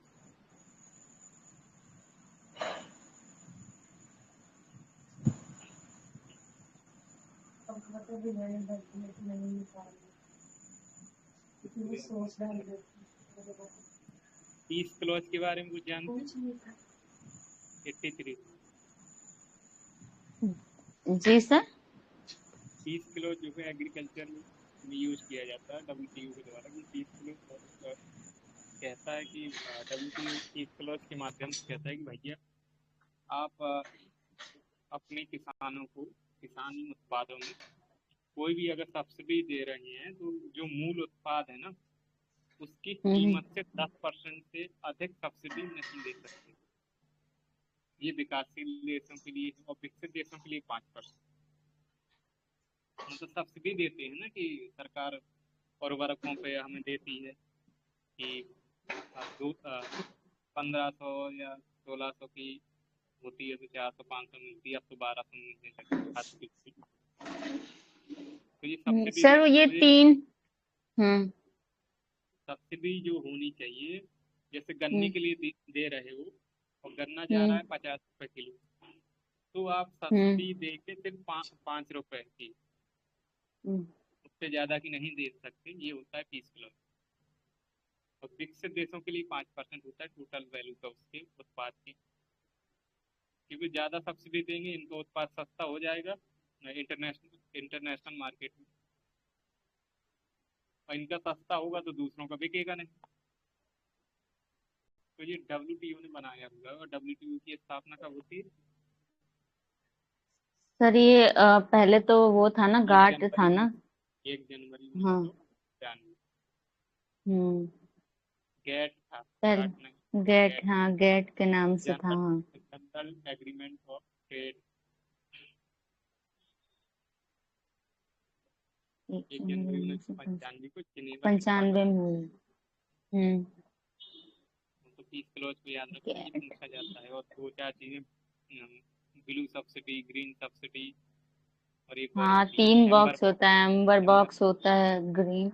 इनका क्रोनोलॉजी पूछा जाता है कि जैसे ग्रीन सब्सिडी ज्यादा नुकसान नहीं करती, इसकी छूट है। तो एम्बर बॉक्स होती है, ये बीच की होती है, नहीं शायद ब्लू बीच की होती है, एम्बर बॉक्स सबसे खराब एम्बर, होती हाँ सबसे खराब होती है। है। ब्लू मतलब अपग्रेडेड वर्जन होता है, थोड़ा बहुत छूट रहती है, लेकिन एम्बर बॉक्स की कम दी जाती है कि छूट ना ही करे देर तो अच्छा है।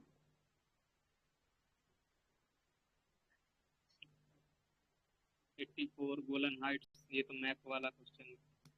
Golan Heights just Israel Syria के बॉर्डर में है, इजराइल के जस्ट ईस्ट के नॉर्थ ईस्ट में। ये लीबिया का पार्ट था, लीबिया और सीरिया का पार्ट था, इजराइल ने हथिया लिया। सर लेकिन लेबनान का पार्ट होगा, लीबिया तो इधर आ जाता है हाँ, ना। लेबनान हाँ लीबिया तो मोहम्मद सागरी कंट्री अफ्रीका का। लेबनान है। लेबनान की राजधानी क्या है?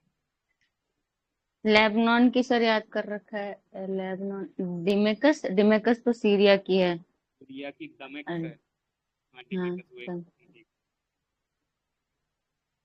सर लेबनान की बैरूट है, बैरूत लीबिया बैरूत। की लीबिया की त्रिपोली, हाँ जो मोहम्मद त्रिपोली सागरी है। कंट्री है। और लीबिया से हमारी हम्म कर्क रेखा गुजरती है। लीबिया, मिस्र, सऊदी अरब, ओमान, भारत, बांग्लादेश, ये सब जाती है। तो सर जो गोलन हाइट आएगा तो ये तो मतलब तीनों से बॉर्डर शेयर करेगा ना, लेबनान, सीरिया और इजराइल, हाँ, गोलन करती हाइट। करती है, लेकिन क्योंकि इसमें न्यूज में भी है इजराइल ये गोलन सीरिया हाइट। इजराइल सीरिया को ज्यादा लगाना, क्योंकि इसमें यही दिया इजराइल सीरिया मिडिल ईस्ट का पार्ट है। और कोरोना नॉर्थ टू ईस्ट लगाने को आता है तो पहले गोलन हाइट से, फिर आपका वेस्ट बैंक है, वेस्ट बैंक है। फिर हाँ, फिर मृत सागर है, फिर अकावा की हम्म खाड़ी है, फिर नीचे रेड सी है। लाल सागर, हाँ। और इसके 3 नगर हैं, त्रिमूर्ति, हाइफा, रामदा, हाँ और इसका येरूशलम। येरूशलम तो वेस्ट बैंक में है ना। उसको इनको बहुत भी पवित्र क्रोनोलॉजी प्लेस मतलब बोला जाता है। वो यहीं पे तो तीन तीन वो है ना सर, पवित्र प्लेस इनका यरूशलेम को। यहूदियों का है, मुस्लिमों का है, और क्रिश्चियन का और भी है। क्रिश्चियनों का भी है, हाँ। कोई ना, बस देख लेना, मतलब ये अभी तक PY की पूछा नहीं है, लेकिन टेस्ट सीरीज जो बनी है वहां पर क्वेश्चन बना है। सर अभी सबसे ज्यादा तो ये न्यूज में है ना, इस वजह से अब पोर्ट वगैरह भी पूछ रखा है, जैसे एक तो हाइफा पोर्ट भी इसका है, और एक एबेदस करके है शायद। हाइफा इसलिए बताया गया है क्योंकि जो हमारे नेहरू जी का आवास था, हम्म वहां पर इजराइल और भारत के संबंधों को और प्रगाढ़ बनाने के लिए उस स्थल को त्रिमूर्ति हाइफा बोला जाता है, इजराइल और भारतीय सैनिकों की शहादत को सम्मान देने के लिए। तो हमारे दिल्ली में हम्म एक स्थान है, उसको हम्म त्रिमूर्ति हाइफा बोला जाता है।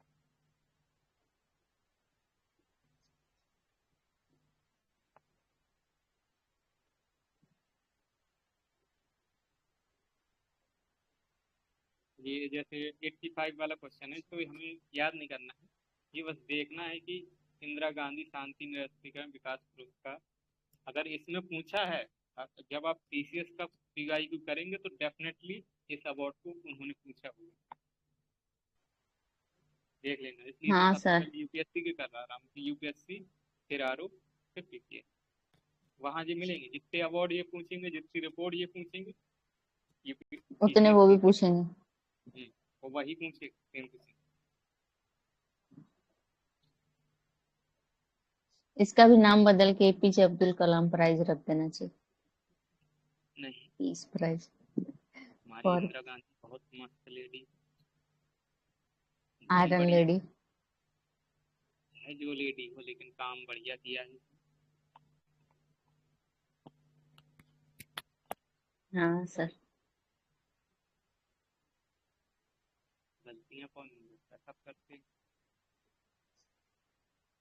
अमेरिका से लोहा लेना आम बात है। तो ये उसकी कूटनीति थी कि अमेरिका जहाज लेके आ रहा था ध्वस्त करने के लिए, आपने पाकिस्तान में हमला किया तो निस्तनाबूद कर देंगे, ऐसी धमकी दी थी जो उस समय के अमेरिका के प्रेसिडेंट थे। तो इन्होंने रसिया से अनुबंध किया था, इसलिए ये उनकी हाँ। कूटनीति। तो रसिया ने वादा किया था सीधा, हमें जैसे रसिया को पता चला कि भैया 71 के युद्ध में अमेरिका जहाज लेके जा रहा है, जहाजी बेड़ा, रसिया तुरंत आया, इधर खड़ा कर दिया था हिंद महासागर में। इसीलिए और तो वो रशिया हमारा इतना अच्छा दोस्त है।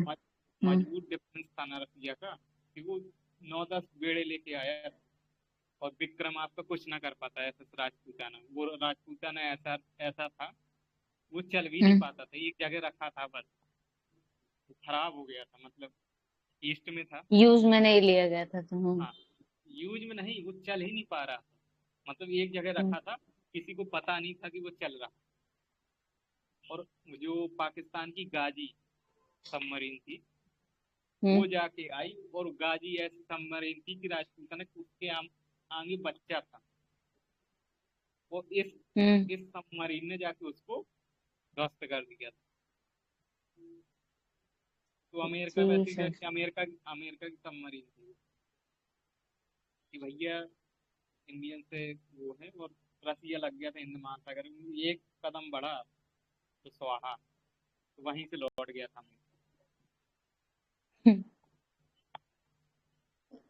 नहीं तो अमेरिका हम पे ही हमला कर देता अगर रशिया सपोर्ट नहीं 71 का करता युद्ध तो। न जीत पाते, सीधा था 71 का युद्ध ना जीत पाते अगर रसिया मदद ना करता। हम्म।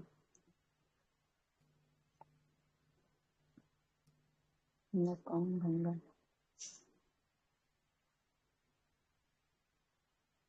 वियतनाम और थाईलैंड में बॉर्डर बनाती है, और वियतनाम लाओस का बॉर्डर बनाती है, नेचुरल बॉर्डर।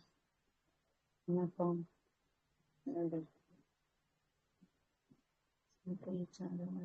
ये 86 में जो दिए है ना एपेक, इसमें 21 कंट्री है टोटल, एशिया प्रशांत, मतलब प्रशांत महासागर की जितनी बॉर्डर कंट्री सभी आ जाती हैं इसमें। हमें छोड़ के 89 में प्रशांत गठित हुई महासागर। थी। हाँ।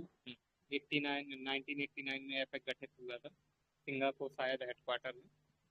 और दक्षिण पूर्व सार्क सार्क में नहीं है, क्योंकि उसमें तो नॉर्मली 10 ही देश हैं। अब अब शायद म्यांमार को भी शामिल करने की सोच रहे हैं। ईस्ट एशिया समिट 2005 का है, रसिया का है ये, तो रसिया वाले में हम।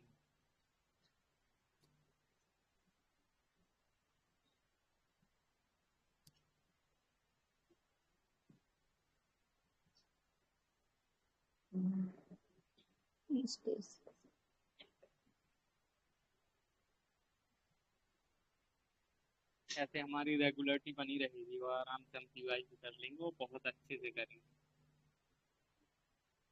हाँ सर, 50 क्वेश्चन तो अच्छे से कर ही रहे हैं, तो बहुत के साथ बढ़िया है।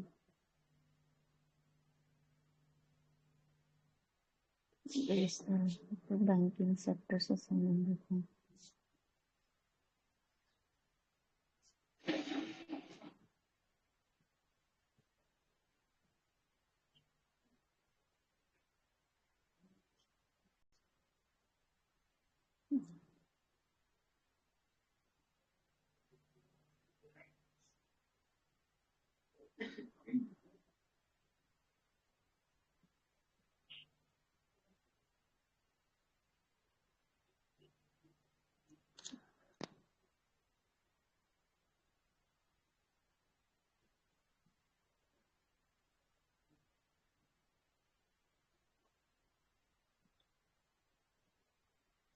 2010 में आया था ये सब।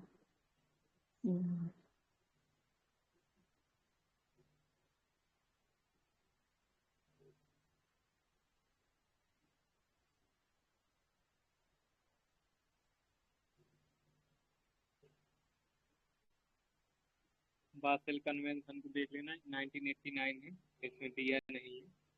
बासेल सर वो तो वो हाँ वो तो ये हजार्डस वेस्ट जो है। बेसल कन्वेंशन अलग है, बेसल स्टैंडर्ड अलग, और बेसल स्टैंडर्ड जो है ये बैंकों से संबंधित है, और बासेल कन्वेंशन और सीमा पारीय खतरनाक उत्पादों के पर प्रतिषेध।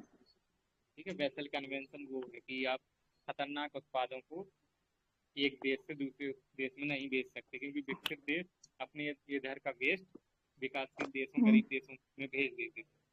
उसको रोकने के लिए बेसल कन्वेंशन 1989 बनाया था। और बेसल स्टैंडर्ड अलग है, ये बैंकों से संबंधित है, ताकि जो मंदी की स्थिति आती है तब बैंक डूब जाती है। तो एक पैमाना बनाया गया कि आपके पास जितनी संपत्ति है उसका 9% या 8% अपने पास ही रखेंगे हमेशा। उसको आप ऋण नहीं दे सकते, वो रिजर्व रखेंगे अपने पास। सर जैसे SLR रहता है, बैंक को रखना ही पड़ता है हाँ हाँ, अपने पास। इसी के संदर्भ में ये भारत सरकार का SLR। CRR तो खैर RBI रखता है, लेकिन SLR बैंक को खुद ही रखना पड़ता है। वैसे ही इसका बेसल का भी है, बैंक को खुद ही रखना है। CRR के तहत अनुसूचित जो बैंक हैं उनको RBI के पास रखना पड़ता है। हाँ, RBI के पास रखना पड़ता और है। कुछ पार्ट अपने पास रखना पड़ता है बैंकों को, वो होता है SLR।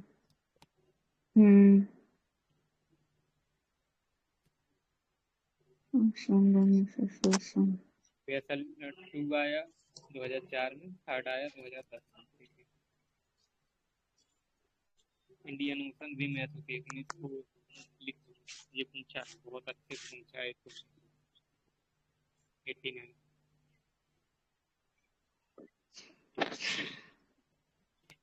इस महीने शायद UPSC और सिर्फ RO के हो पाएंगे। UPSC और RO के ही हो पाएंगे थी भाई। हाँ, मतलब UPPCS वाले नहीं हो पाएंगे। नहीं हो पाएंगे क्योंकि आधे क्वेश्चन कर रहे हैं ना 2 घंटे। अगले महीने कर लेंगे, कोई दिक्कत। सबसे पहले UPSC के करने थे, क्योंकि वो नहीं किए थे, वो तो 2-3 बार कर लिए हैं RO के।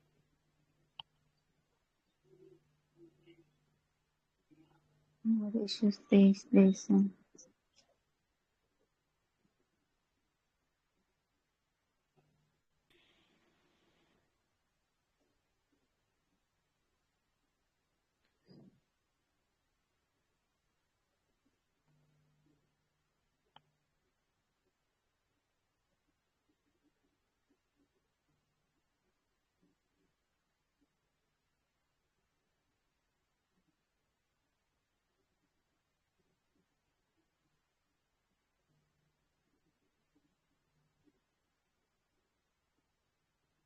सब देशों के नाम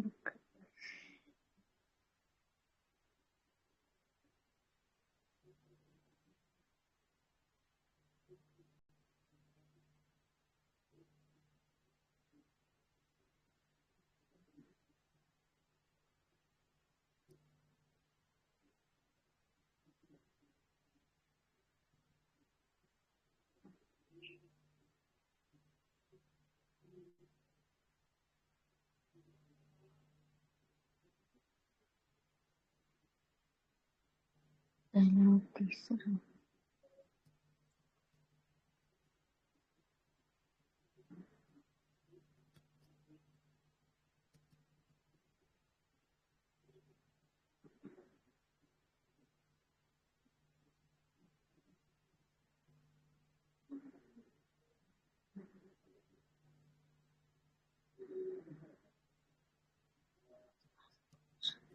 क्लासिकल नंबर रिसेंटली उड़िया होगी 2014।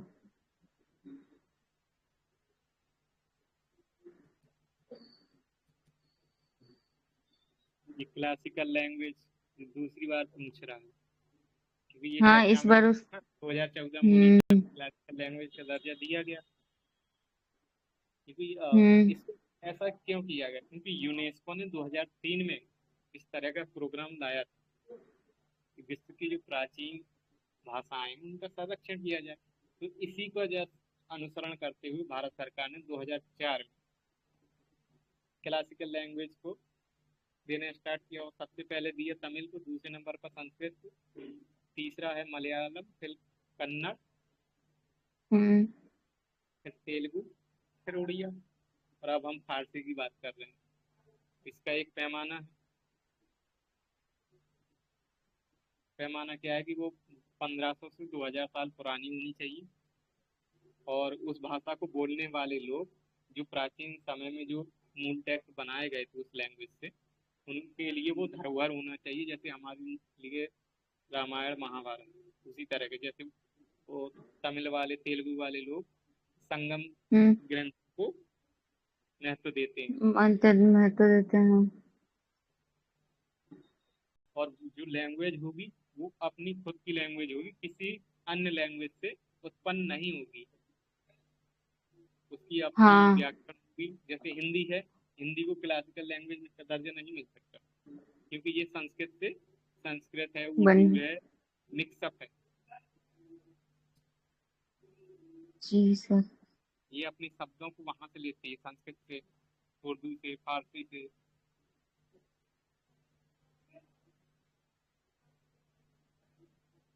इसको क्रोनोलॉजी ऑर्डर रखना याद है, तमिल, संस्कृत, तेलुगु, कन्नड़, कन्नड़, मलयालम, मलयालम, पांचवा। मलयालम के बाद उड़िया।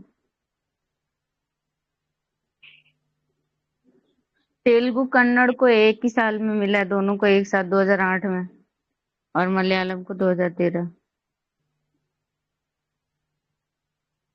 2014 उड़िया। 1 4 ये 5 नंबरिंग के 8। हिसाब से पूछा गया है, टेस्ट में हम्म क्वेश्चन इस टाइप।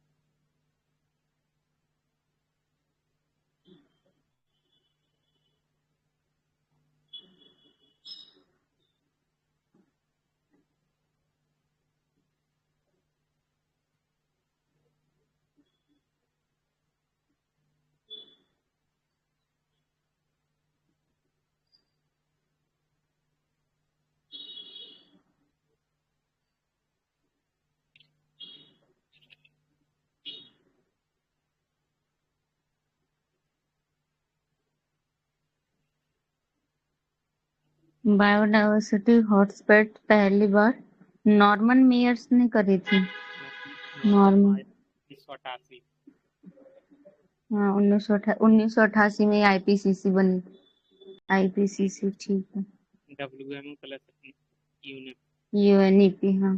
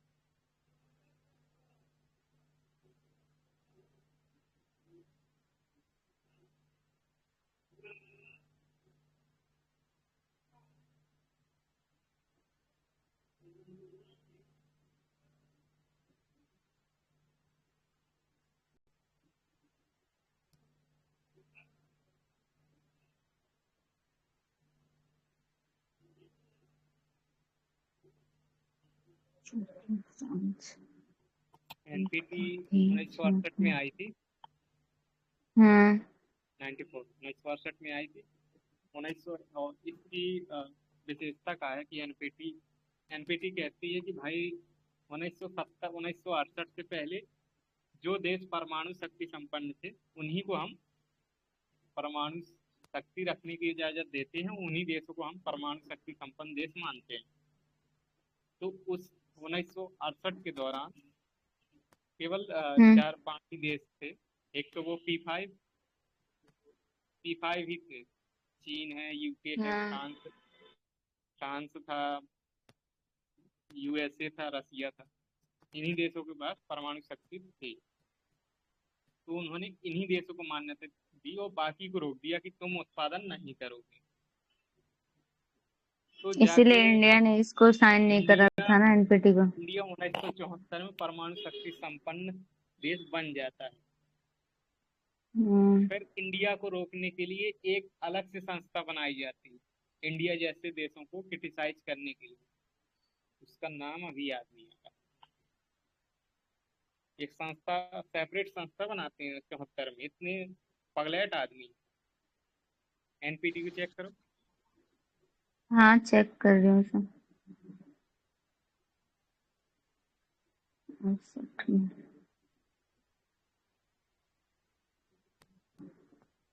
चीन, फ्रांस, बस 2 ही होंगे। P5 कंट्री को किया गया था, इसलिए हमारे देश ने इसको मान्यता नहीं दी। किसी ने मान्यता नहीं दी,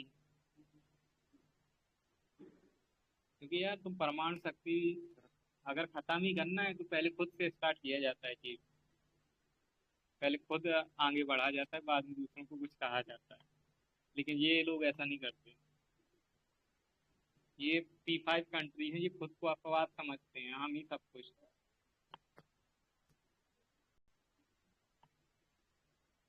पर सर इसमें मतलब एनपीटी तो हमने साइन भी नहीं कर रखा है ना। न्यूक्लियर वेपन से रिलेटेड आया था ना दूसरा वाला। देखो भारत का मुद्दा ही यही है कि वो कहता है कि भाई तुम न्यूक्लियर वेपन का खिलाफ हो, ठीक है, अच्छी बात है। वो कहता है पहले तो तुम खत्म करो ना, तुम लोग भर भर के बना रहे हो न्यूक्लियर वेपन। और ये ऐसा क्यों कि सिर्फ तुम ही लोगों को परमाणु शक्ति संपन्न देश का दर्जा दिया जाएगा, सबको दो। भारत के मुद्दे ये हैं कि या तो तुम भी खत्म करो, हम भी खत्म करते हैं। लेकिन इस पर ये राजी नहीं। तो वो कहता है कि भैया हम भी मतलब लड़ने के लिए थोड़ी रखा है, हम तो बस शांति के लिए रखे हैं। और जो भारत का स्टैंड है भाई पाकिस्तान का है। पाकिस्तान इंटरनेशनल मार्केट में इंडिया का सपोर्ट ही करता है। वो इसलिए नहीं करता, इसलिए सपोर्ट नहीं करता कि इंडिया का सपोर्ट करना है। वो इसलिए सपोर्ट करता है कि कुछ भी गाज गिरेगी तो पहले इंडिया को गिरेगी। हाँ। और विकासशील देशों के मुद्दे में वो इंडिया को सपोर्ट करता है पाकिस्तान, क्योंकि वो खुद विकासशील देश है। हाँ सर।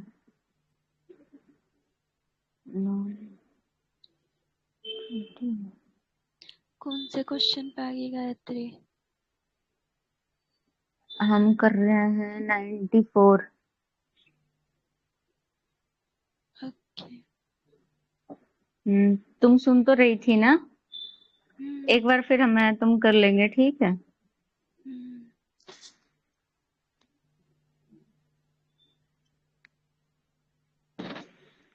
सर वो दूसरी वाली ट्रीटी ये था क्या पार्शली बैन करने वाला, या वो मुझे वैसे नहीं मिल रहा है, मुझे भी नहीं याद आ रहा मुझे। एनपीटी तो 1968 में आती है, लेकिन जब हम कर लेते हैं ना विस्फोट परमाणु शक्ति का, तो एक अलग से संस्था बनती है 1974 में। यही है sir, comprehensive nuclear test ban treaty. Test को बैन करवा देता है ये वाली पार्शली टेस्ट बैन ट्रीटी। वो 1974 में गठित होती है। ये एनपीटी है, वो 3 ही अक्षर का नाम उसका भी है।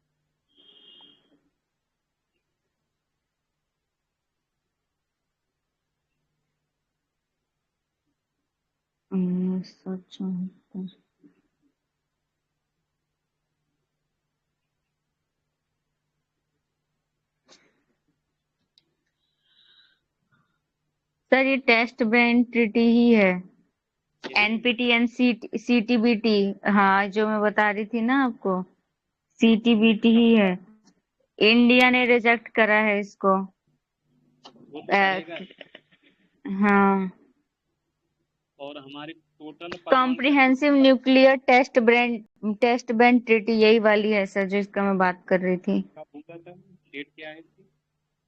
सर एक सेकंड बताती हूँ मैं इसकी डेट। सर ये 74 में ना होके 94 में हुई है ना? ने पहले बताया है 74। कि वो दूसरी है, सीटीबीटी दूसरी है। सर फिर वो मुझे नहीं मिल रही है। रुको मैं देख रहा हूँ, आगे मिल जाएगी, नहीं तो ये ज्यादा चला जाएगा। हाँ पीवाईक्यू में हो जाएगा। पीवाई पे आगे मिलेगा। हम्म,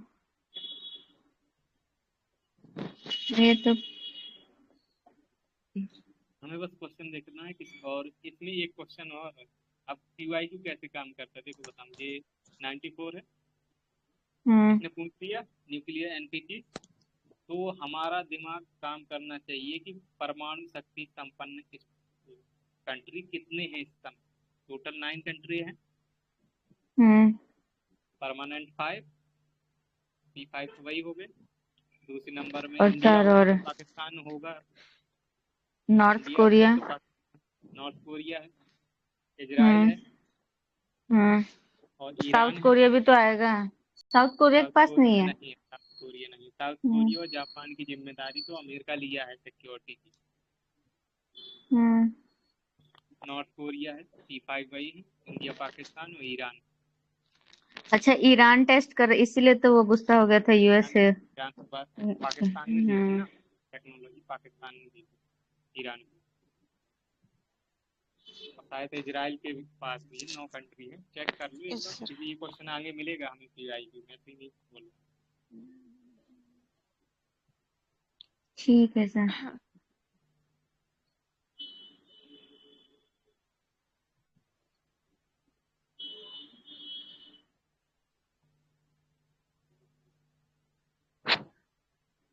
जीवाणु द्वारा, ना कि फंगल।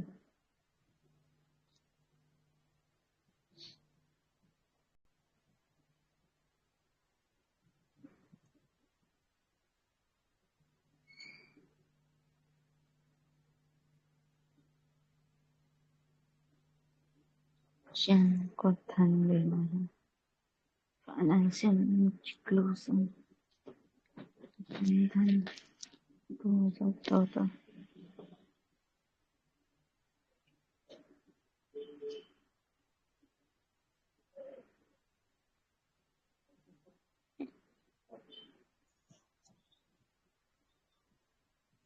इंटरनेशनल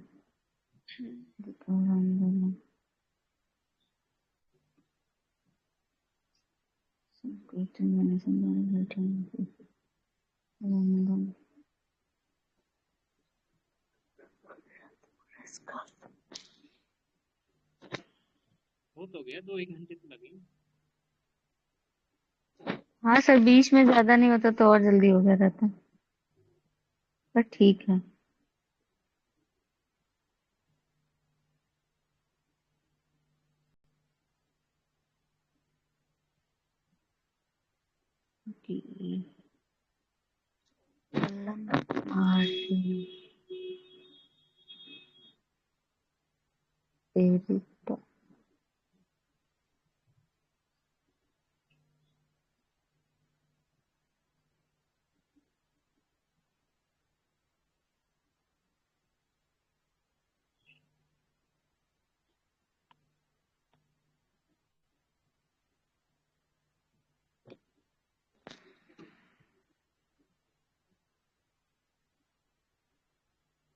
कलमकारी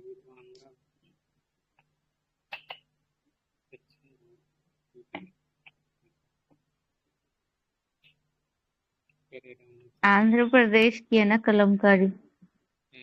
हाथ से पी जाते हम्म, हैं। हम्म,